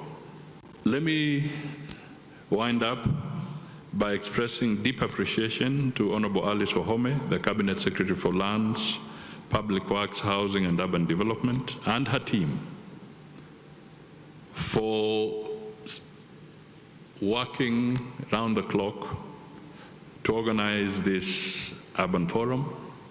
I also want to appreciate the stakeholders who have worked with them very, very closely to make it what it is today, and to also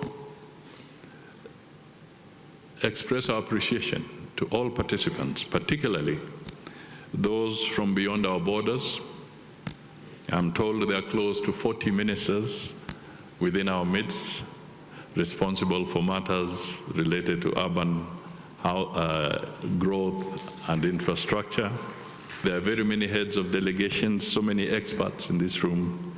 We say thank you for being here, and we really appreciate your presence. Members of our diplomatic corps that are here, we also appreciate you, because it's through this kind of engagement that we will be able to move forward.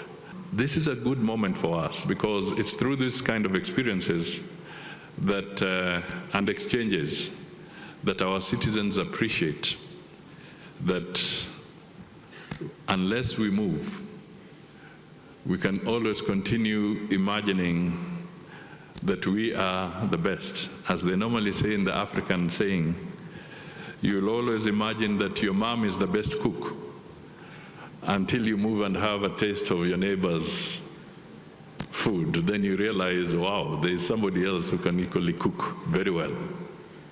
So this is a moment for us to really understand that other countries are approaching him differently, but they're making progress. Can we learn from each other? So as we wind up here, let us again remember that the World Urban Forum is only a few weeks away in Azerbaijan, and Anar Guliev, the minister, and his people will be waiting for us to equally show solidarity at that forum. President William Ruto has today graced the opening of the second Urban Africa Forum, bringing together 40 countries represented at ministerial level. The event is expected to safeguard the status of urban settlement, so the president highlighting on his achievement on the affordable housing program. People, politicians who still think you can make populist, we are going to stop this housing because we are protecting the pay slips of people. Such pedestrian talk. How do you cannot see the 640,000 people working. You don't know what to do with them. I know many ministers here are wondering whether there are still people who are opposing this in Kenya. Yes, they are there, and they are not few. There are many politicians still climb to podia to talk about how they want to stop this. President Ruto has called on African countries to provide strong leadership which can mobilize resources as he did with the housing levy so as to fast-track the process. It takes leadership. That's it. And we have had this in our plans as a country in many administrations. The people of Kenya are the biggest contributors to this success. Why? Because they put in their taxes. Other leaders present, including Lands Cabinet Secretary Alice Wahome and Nairobi Governor Johnson Sakaja, lauded President Ruto for identifying a gap and acting on it, stating that it has opened the job market in Kenya. We are not only delivering housing units, the figure now stands at close to 300,000, but are also building an ecosystem that supports job creation for our youth, strengthens local industries, and expands access to dignified living conditions for our citizens. But we agreed that the imperative ahead of us needs a certain kind of leadership. It needs bold leadership. It needs committed leadership. It needs proper planning. Anna Claudia Rosbacha, Executive Director of United Nations Habitat and African Union Commissioner for Agriculture and Rural Development, Moses Vilakati, praised Kenya for spearheading the improvement of slums and informal settlement, which they say is a foundation for economic productivity. Africa is the world's fastest urbanizing region, with cities growing at an average annual rate of 3.5%. Adequate housing is a matter of dignity and human rights. It is also a foundation for economic productivity. It is also essential for social stability and peace. And it is also central to sustainable and inclusive urban development. The forum, which is set to conclude on 10th April, will see key government officials in Africa working together in the improvement of living standards among Africans. Edward Nyamo, KUTV.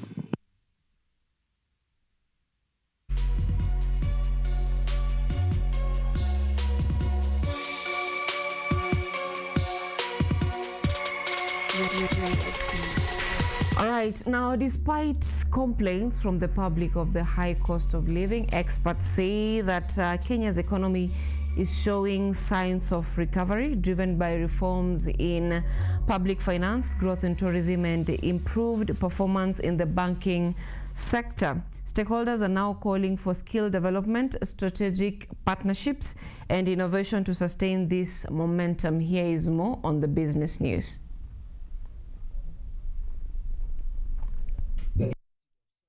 Public Accountants of Kenya is now urging county governments to invest in continuous training of their accountants.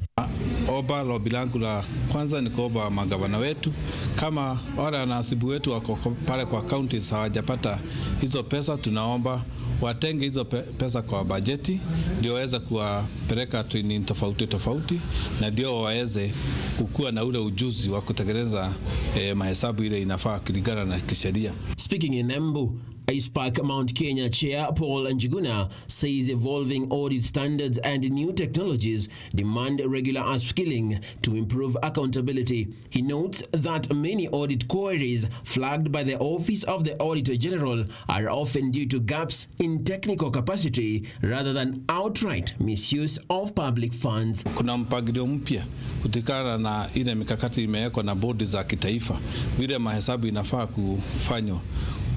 Kama hatapata hiyo chance ya kwenda kuwa trained, itakuwa kwa shida sana, kwa sababu tuna mifumo mipya inakuja kutengeneza hiyo na kusimamia vile mahesabu inafanywa. ISPAC is also pushing for more accountants in the counties to register with the professional body to enhance credibility in finance reporting. Governor wao wanapea ama wanalipia ile subscription fee ya kila mwaka, kwa sababu itawasaidia zaidi. Angalia kwa hizo counties, most of the wanahasibu wote wale wanatayarisha hiyo mahesabu si wana member wetu, they are not our members.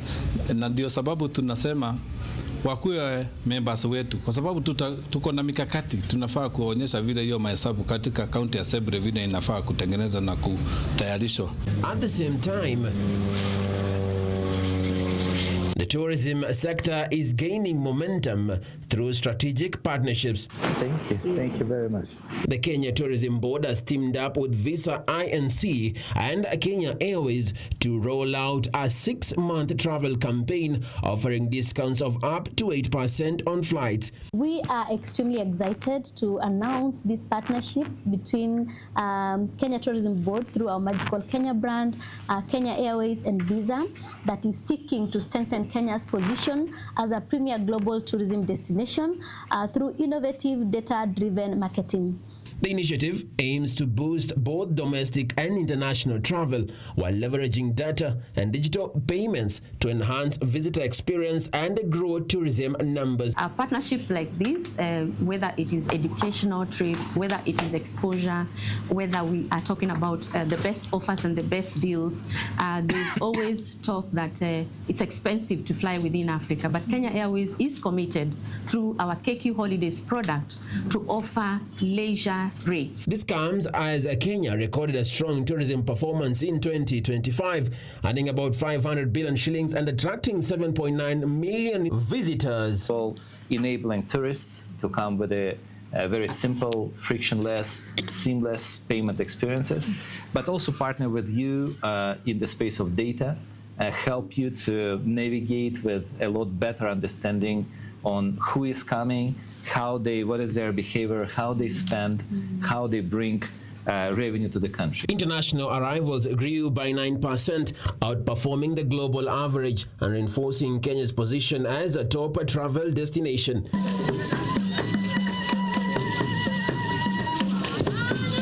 Meanwhile, the Consolidated Bank of Kenya has posted a turnaround, reporting a pre-tax profit of 217 million shillings for 2025. Means that the profit which we generate as a bank actually goes back to fund the exchequer, thereby coming again back to these various parastatals to support them in their various programs. The bank attributes the improved performance to efficiency measures, increased investment in government securities, and a renewed focus on SMEs and public sector partnerships. So, invested in government securities up 29% compared to the previous year. Our loans uptake went up by 1%. Our customers' deposit also went up by 10%. We also maintain a aggressive liquidity ratio. As Kenya pushes for sustained economic growth, experts say investment in skills, innovation, and cross-sector collaboration will be key in strengthening resilience and unlocking new opportunities.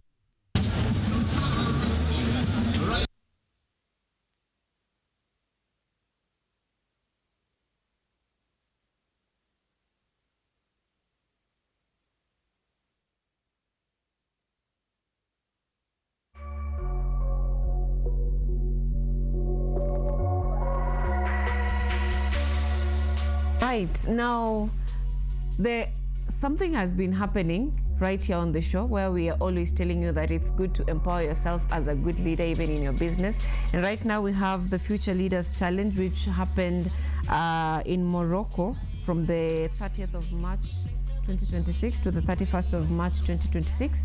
At the moment, the challenge is coming to Kenya, and it shall be held, it shall take place here in Nairobi between the 26th to the 27th of October 2026. Proudly held under the patronage of the Cabinet Secretary, Ministry of Tourism and Wildlife Kenya. This challenge is meant to enhance or to bolster hospitality and tourism, building talent, driving innovation, and creating lasting impact across the region.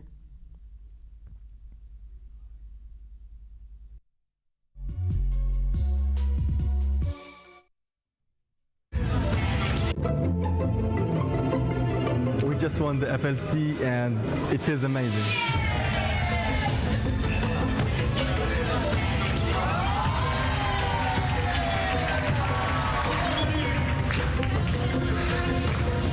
Donc aujourd'hui, le secteur du tourisme connaît une dynamique extraordinaire au Maroc.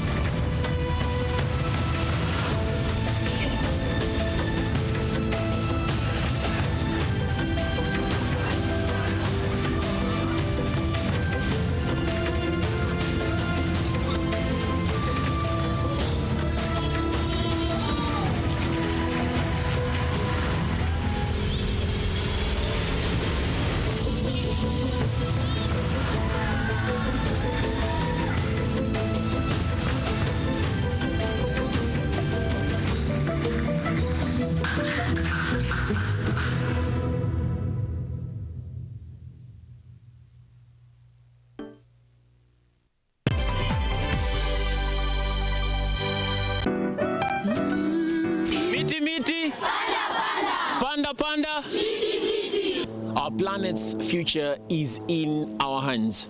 However, there is a threat to the brightness of this tomorrow. On EarthCheck, we share the challenges, the solutions, and the hope. I would call this a very momentous day, a very critical day. Every episode, every story, every step we take creates a ripple. Join me, the environmentalist Emmanuel Kutosi, on KUTV every Wednesday at 8 p.m. and be part of EarthCheck. Welcome.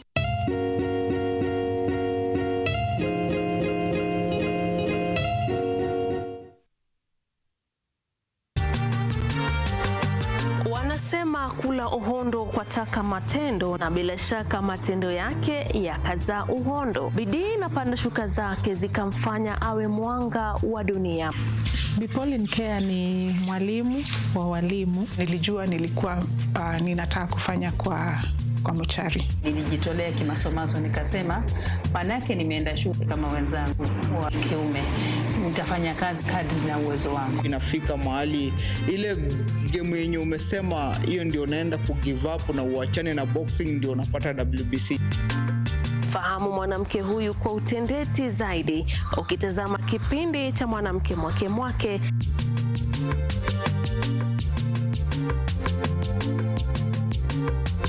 Kila Jumatano saa 2:30 usiku, ukiwa nami Caroline Kimwele.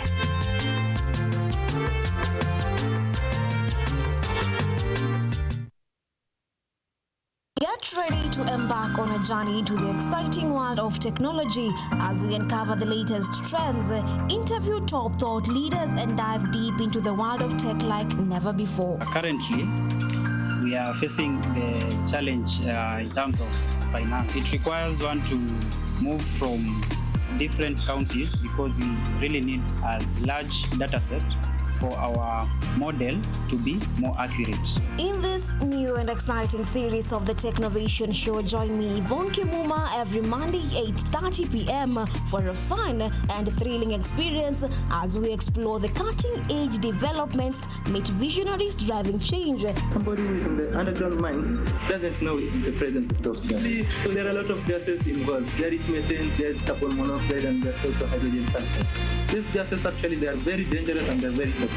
And discover the endless possibilities of the tech world.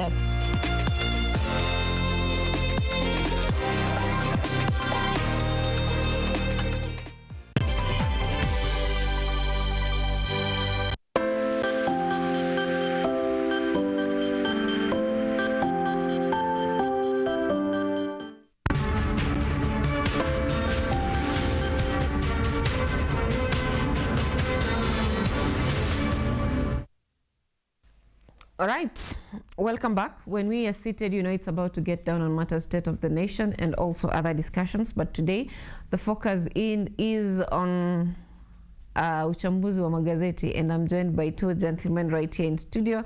Dan Wanyama, who is a youth leader from Bungoma County, and of course, our very own Blue Smile Hassan. Allow me to have the guests introduce themselves. Let me begin from you, Dan. Many thanks. Dan Wanyama is my name. I'm a youth leader from Bungoma County. And I also double up as a political strategist. Karibu sana Dan. Many thanks. Yes, ma'am.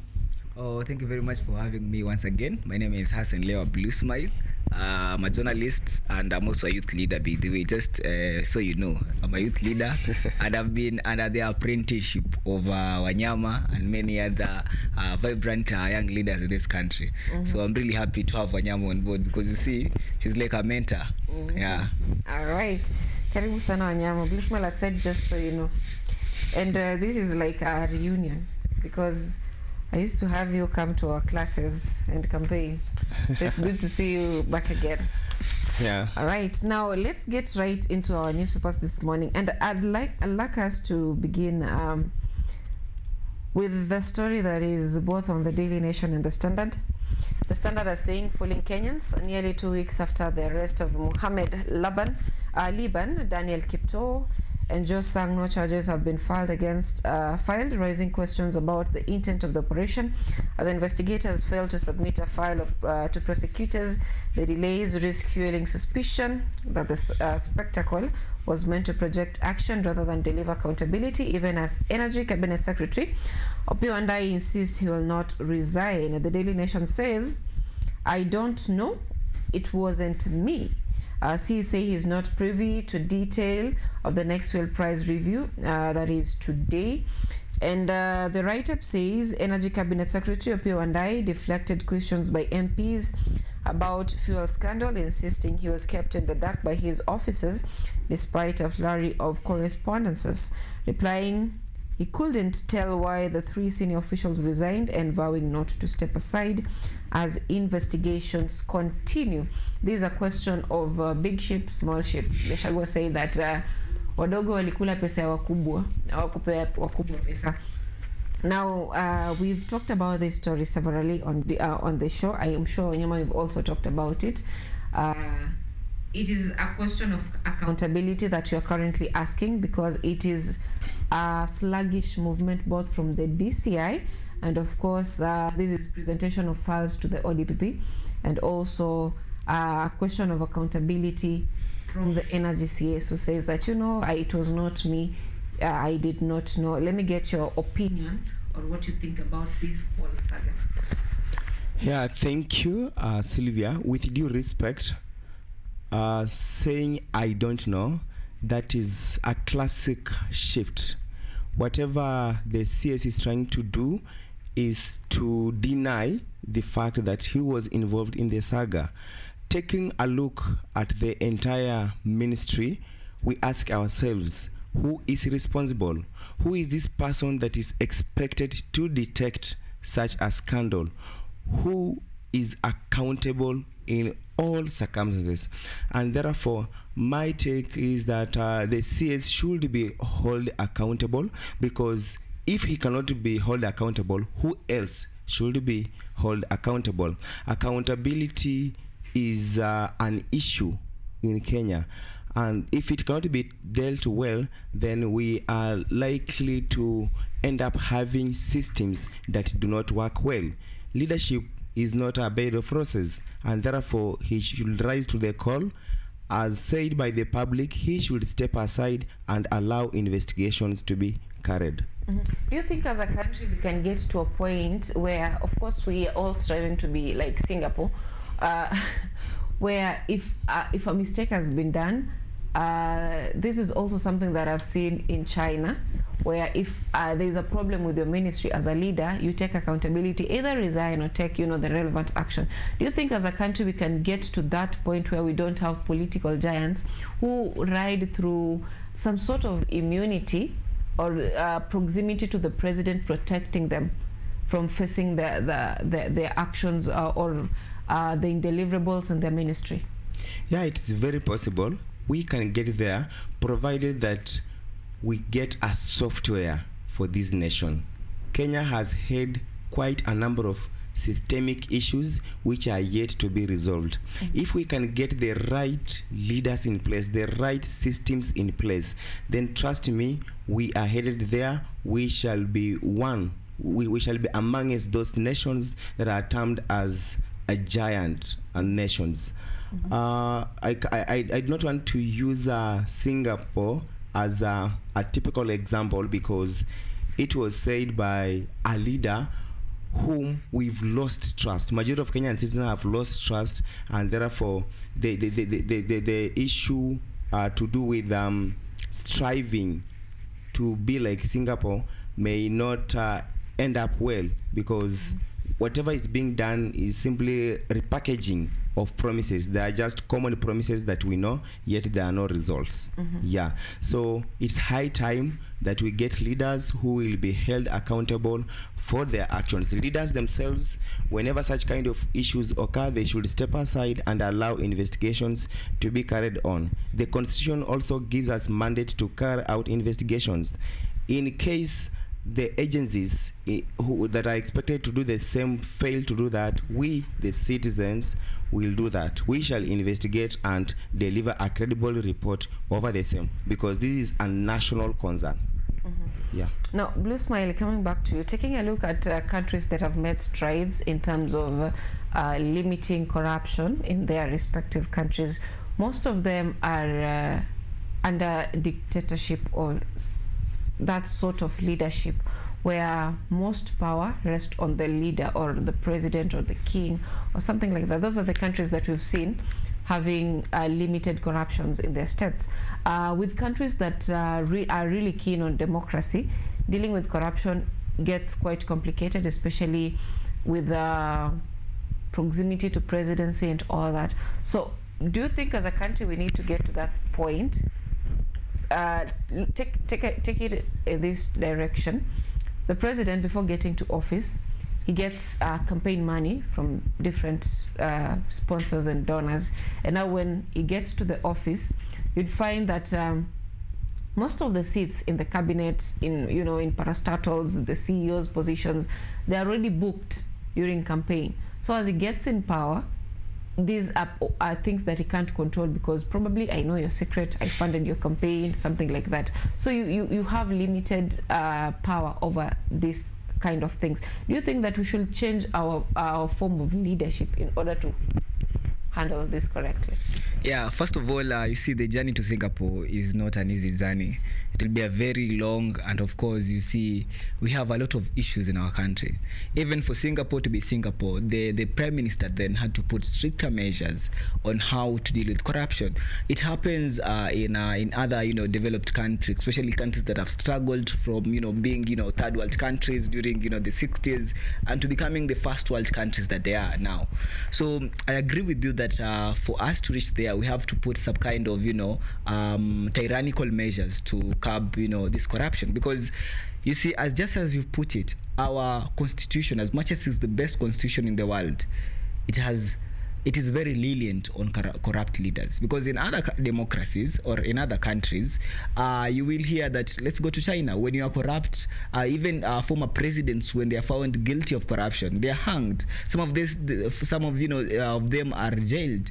And right now in this country, you cannot even touch a leader. You saw, the former cabinet secretary Tuju. His arrest, whether it was legal or illegal, you just can't touch any leader, because it will create a lot of unnecessary attention all over the country. Whether the leader is corrupt or not corrupt, you'll just hear that they will blame it on the government, that nikijua nimeshikwa, mkinishika nitasema ni Ruto. Whether they are corrupt, they are not corrupt. So it will create some kind of attention in this country where people will be focusing on the politics and not on the real case. So the problem that we have is we need to be sober and amend this constitution when it comes to things about corruption. But again, there's a big problem, because about every popular leader in this country has been named in a corruption case. Right now, maybe the former, very few leaders have not been named in corruption cases. But even the head of state was once named in a corruption case. Even the former deputy president, Rigathi Gachagua, he's been named in a corruption case, even during his impeachment process. So I feel like it is very hard for us to fight corruption if the leaders who are on the front, the leaders who are actually taking the mantle of the politics of this country, have been named in these cases. So if these leaders have been named in these cases, so it could be a statement of fact or not a fact that the circle within of these leaders are full of corrupt leaders. So that brings us to the question of who is funding the campaign money, who is giving us money for campaign. We're actually in the campaign period right now, and we all know that it is all about fundraising. And these fundraisings, the money is coming from every circle. It is only Maraga, by the way, who actually rejected donations from an individual because he could not substantiate on where the money came from, whether it was from righteous means or not. So we tackling corruption as a country it's like we are joking, because we talk a lot and do a little action, because our legal systems, our constitutional structures on how to fight corruptions are not that serious, because we are massaging corruption. We are not dealing with corruption, because if you tell me right now we have a case of the PS and some of the state officials who were named in this outside G2G scandal that was costing the Kenyan taxpayer almost over 400 billion. These guys, the Standard is reporting that they have not been charged. They were just taken to court and they were given bail many days later, and it is a serious scandal. But we have the cabinet secretary saying that he was not involved, and we saw his signature there. I'm not insinuating anything, but he's saying it was a technicality that some of his officials just used his signature, and he actually says that we should praise him because he's the one who saw the deal that was outside the G2G agreements and decided to report to the president, and the president took action. But again, it is your office. Like, whether he or not he is the one who whistleblowed, I don't see why we should be, clapping for him for whistleblowing in his own office. He should have known. Where was he all this time that we're having this scandal? So this issue of this oil scandal, it was very avoidable. As by my view, it is very avoidable, because if everyone had done their job there, if the CS was had done his job earlier, because how do you tell me that there was your signature there and you never cared about this oil cargo until you were informed that it was wrong, that now you went to the president? So it's a very long shot. So if everyone is doing their job, and this is the problem with the entire country, with this, like Sylvia, that people are not doing their jobs in these offices. They are here ceremoniously, just putting on nice suits, going for those big conferences that you have seen. Some of them were on Biashara Tuesday today, giving nice speeches, but beyond those speeches, what do they really do? They just go sit there, leave junior officers do whatever they do, and you give these junior officers a lot of power that they feel that they can actually do a lot of corruption exercises in this country. Because the issue of a PS doing an outside deal that the CS does not know, it means that this PS has been given a lot of power that he can do whatever he wants, and the CS won't even care. So this is one of those deals that have gone sour. How many deals that these people have made and the CS did not know? So those are those questions that we need to ask ourselves. But you know, the CS position is a ceremonial position. It's the PSS who do the actual work. Now let me come back to you, Anyama. Yeah. In the history of the world, most African countries, let me not say African countries, most developing countries are led by kleptocrats. These are people, let me just get the definition of kleptocrats so that we can stop calling them corrupt and call them the right names.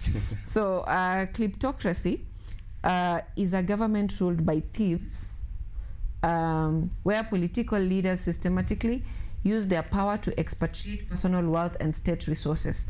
So those are our leaders, kleptocrats. It's not even corrupt at this point. And we have the young people uprising. Let me not use the uprising, it will sound like it's a riot.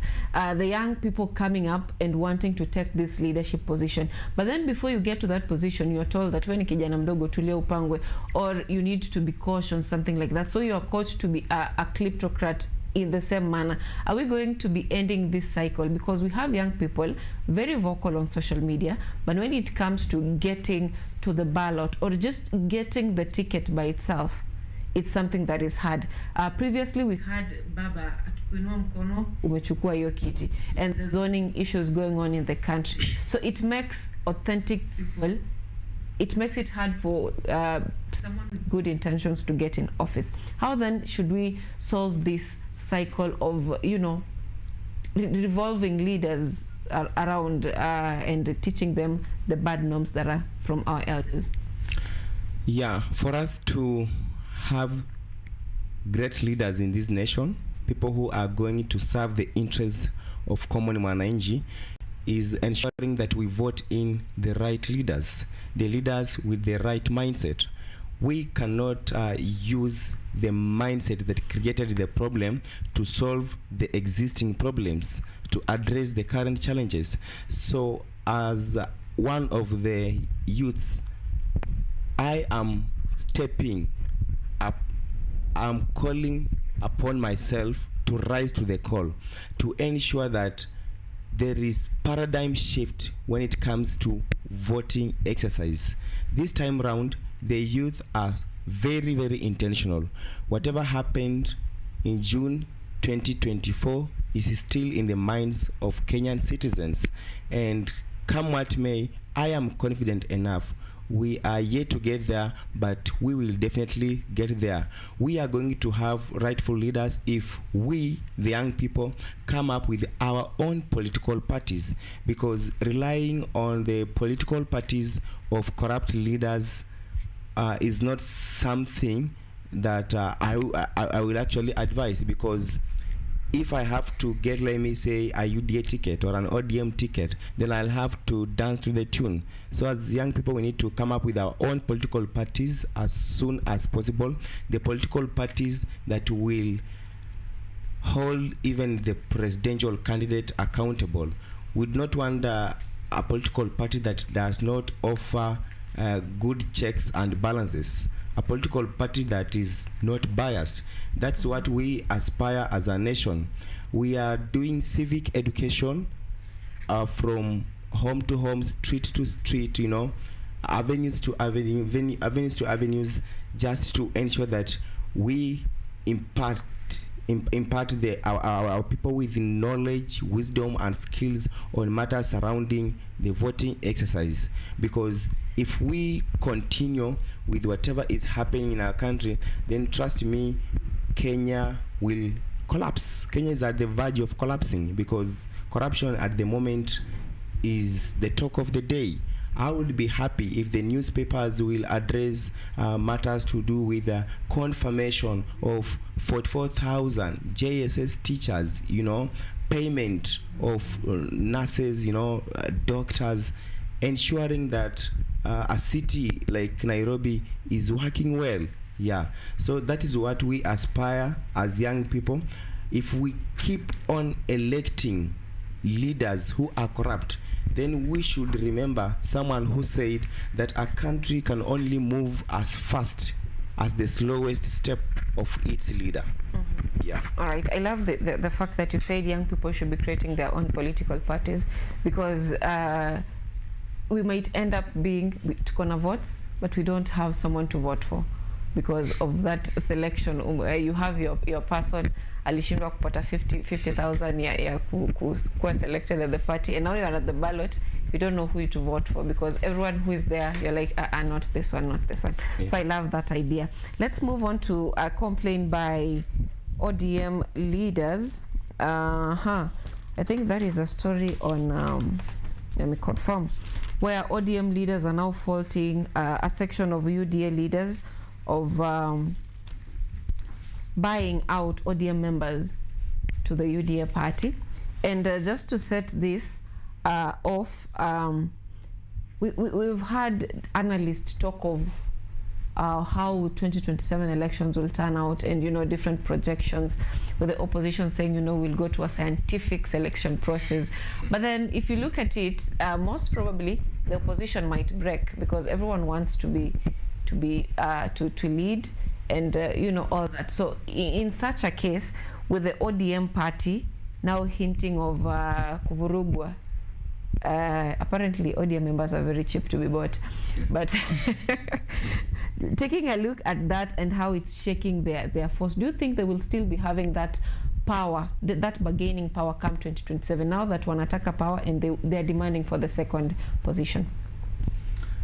First, I miss the times we had with the late Right Honorable Raila Amolo Odinga, the greatest leader of all times in our nation. At the moment, what we are witnessing, Sylvia, is political convenience, not political cohesion at all. And frankly speaking, Mr. President is so excited to see ODM split. That is his grand plan. Yeah. So if there is division amongst ODM members, then trust me, it is a plus to the current president. And speaking of the same, ODM is a huge political party, not only in Kenya, but also in our region. So ODM deserves a big share in government. In fact, speaking of deputizing Mr. President, that is the bare minimum. From where I sit, ODM should front a presidential candidate. This is a party that has been in existence for at least 2 decades. So there is no way it can fail to front a presidential candidate. The fact that they are bargaining for deputy president, which they might not even get, is mind-boggling. So it is high time that ODM goes back to the drawing board, tries to figure out how ODM was made. How did the idea of ODM come about? ODM was made on streets. It wasn't made in boardrooms. They're discussing political affairs in boardrooms. That means common mwananchi is being left out. So ODM as a political party is not headed to the right direction, and I'm foreseeing a scenario whereby they'll be deceived. They are just being played. It's a mind game. No politics is about optics. The best way you are able to create perceptions, the higher the chances of winning. So I humbly request all the political leaders of ODM to step up and go for what rightfully belongs to them. They should stop bargaining with the government that has really humiliated Kenyan citizens economically. Yeah. All right, please. First of all, I'd like to go back to the question of political parties and revolution. I'd actually like to say that, you see, this revolution that you see, the Gen Z that they're doing, it should have been done in the political parties, because it is only with political parties that have the strength to bring the change in leadership. Because even just not in Kenya alone, because even other countries, when you go to the Democrats and Republicans in the US, you see that all this change in leadership can be done through political parties. So if we say we want a revolution, let's revolutionize. We do a disciplined revolution in political parties, where even through our nominations that we get the right leaders. Because trust me or not, whether you try to go independent, it is only 1 or 2 independent leaders that will go through. But the masses are UDA, ODM, DCP, Fort Kenya. So let's have these changes. Let them direct these changes, not just individually. Let them these youths, let them join the political party, and then if there are numbers in these political parties, they will have the ability to shape these political parties, because they have the say, because politics is all about masses. Back to ODM and UDA. So the problem with ODM and UDA, I've been following their politics the whole week, and the problem is still on zoning. The same issues we had last week on zoning. It started in Kilifi, by the way, because Kilifi has become the new hotbed. The county is broad-based, so we have Kilifi majority. The governor, most likely it will be UDA versus ODM. The governor is Aisha Jumwa for UDA, and then Mungaro is trying to get his second term through ODM. And the bone of contention there is they want zoning, just like it happened in Magarini, where UDA decided that it won't be fielding any candidate, and they'll be supporting Garama Kombe to vie for the ODM MP seat. So the problem was, it happened, they're saying that it worked in Magarini. So let's make the count. Let's just decide that, you see, ODM will field a speaker, then UDA ODM will field a governor, then UDA to field a senator. So they just want those arguments. But the UDA camp, because it is full of seasoned politicians, are saying that it cannot happen. So the cause was so intense. The fight was it was a county fight, and then it exploded to a national fight, where the party leader himself said that we're very serious. ODM should not be treated like a minor party. We're very serious, and we want this zoning. So there were clashes even within ODM, because some MPs like Billy Babona are saying that they are never supporting zoning, while other MPs and other leaders in ODM are insisting that zoning has to take place. And this zoning, by the way, it used to happen. Even in the last election, it happened during the Azimio politics in Nairobi. They decided that the Azimio will make sure that they'll support one governor for Nairobi. That was Igathe back then. So it is something that is usually talked in the boardrooms, talks about zoning, but it is only this time that it has escalated because of the tension and excitement of our leaders. But the excitement has led this matter to explode to even affect this deal between UDA and ODM. We know that the talks have not yet begun, and one of those things that ODM will be pushing on the table is the zoning story. So we already see, even before the talks, that UDA is already pushing back, saying we don't want this zoning. So some of the leaders in ODM are saying that we want out if you want surrender to a zoning. And it is a common tactic in political negotiation, blackmail. Blackmail is a common tactic. They usually massage it with good words, but it is usually blackmail. Either you give us this or you walk out. So it has become a very loud blackmail, and it is affecting this relationship between the president and Oburu Odinga. I mean UDA and ODM. So some have been very vocal about it, and it is very bad. And the president actually yesterday in Nyamira addressed it and said that if you guys want to break our holy alliance between ODM and UDA, then I won't allow you to do this. And you see, it is not just zoning. We also have the DP position, which is in contention. We see that the Standard here, Daily Nation has put up the photo of Kipchumba Murkomen, Raymond Ombolo, and Ichung'wah. And most probably, some of them are being, attacked for being the reason why there's clashes within these two camps, while others are their position. It seems that ODM is really serious. It might be going for the majority leader position in the next government in their talks. Maybe they want interior CS. If at all they're not given the deputy president, they want their guy to be the interior person. So these are just talks. It is only that it exploded. You see, these are boardroom talks that you bring things on the table, but because of the excitement across the country, it has exploded. And it was an unforeseen political event, because we expected that these leaders will sit down, talk, and agree. But because of this excitement, it has become a very big issue, and it is one of those issues that will derail them back, especially when they are fighting against the united opposition. But I disagree that the president really wants ODM to go into clashes or break. The ODM already is in two factions, so the president cannot be interested in breaking it even more further. The only issue is that it is the powers that are breaking ODM are above him.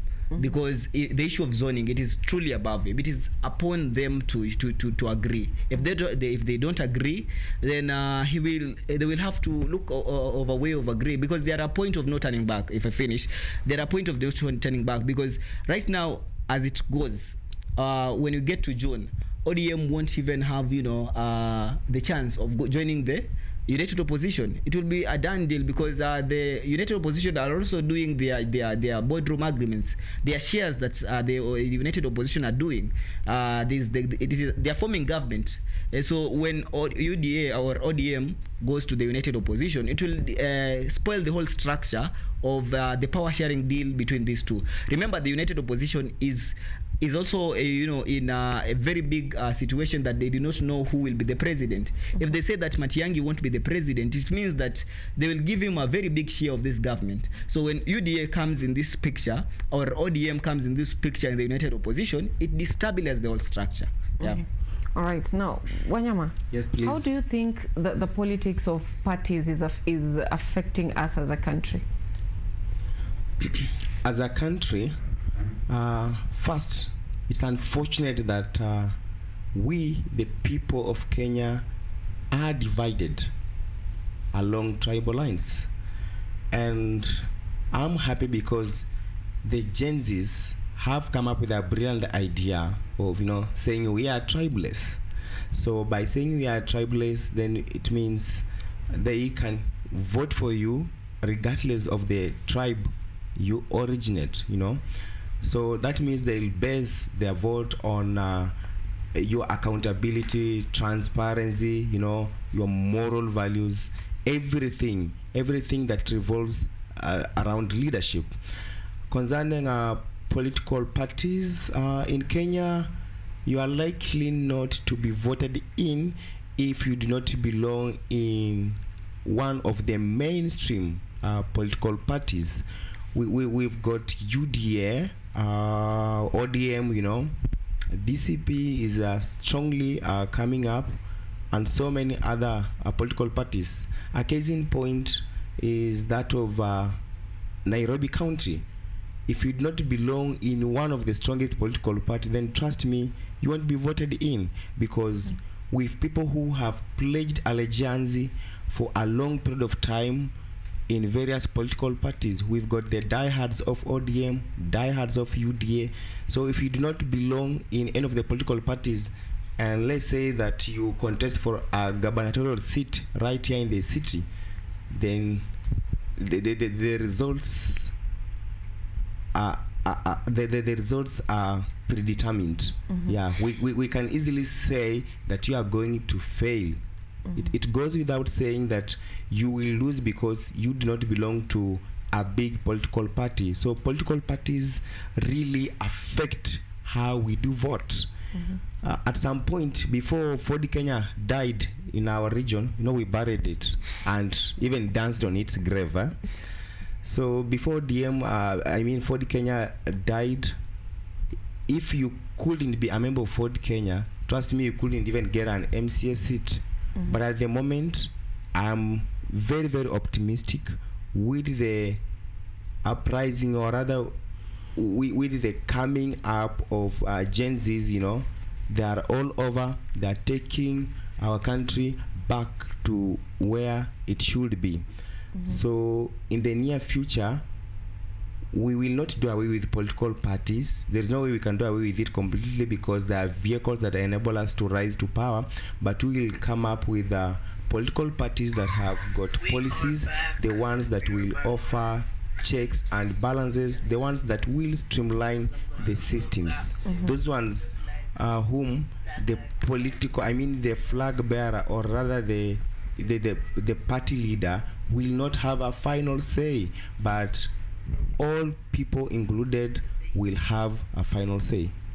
Yeah. All right. Now, Blue Smile, I would like to get a final remark from you as in a minute as we bring this to an end, because time is not on our side. But before you do that, there is a problem with young people. Of course, we have classified them as a block that is going, okay, some of them are saying they're going to be voting out Ruto. Of course, there are those who are supporting Ruto.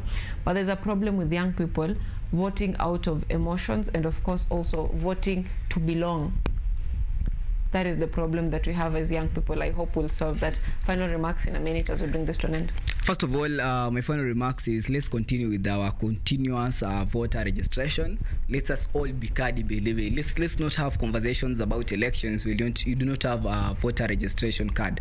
So let's all be cardy first, and then guys, like you've been talking about this all over, you know, back in 2024, talking about, you know, voting accountable leaders. Man, it is your time now. Like we are just 16 months to the election, and it is your time. You see that moment that we've all been waiting for. You see that moment that we are all putting on our status that Niko Kadi, we are saying that we want the right leaders. That moment is about to come. So let's not let's not forget our mission. Our mission is good leaders. So let's put good leaders in office, and let's go for policy. Let's go for people who are of the right, you know, leadership record. Thank you.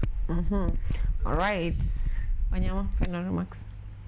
Yeah, first is to register my heartfelt gratitude and accommodations to you for having me here. Then my final remarks is that we need to rebuild our country. We need a software for this nation, and we can only do that by ensuring that we register in high numbers. Remember, we are more than half the population that is expected to vote. So the youth will determine the voting trajectory of this nation. Immediately after casting our votes, let us be there at the polling stations, guard the votes, have parallel tallying centers, and even be able to announce the results if the IEBC failed to do so.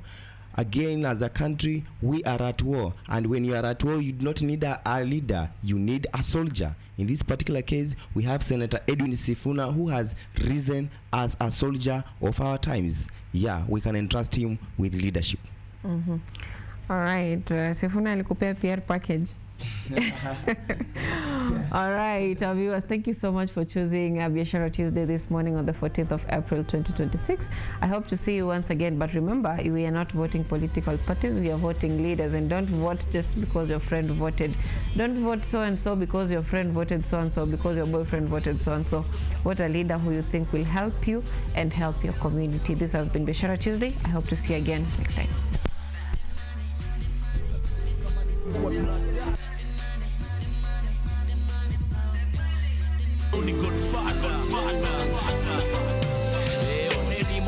Nenda sasa dunia nzima vile mgenge anaandika ukurasa za history bana na action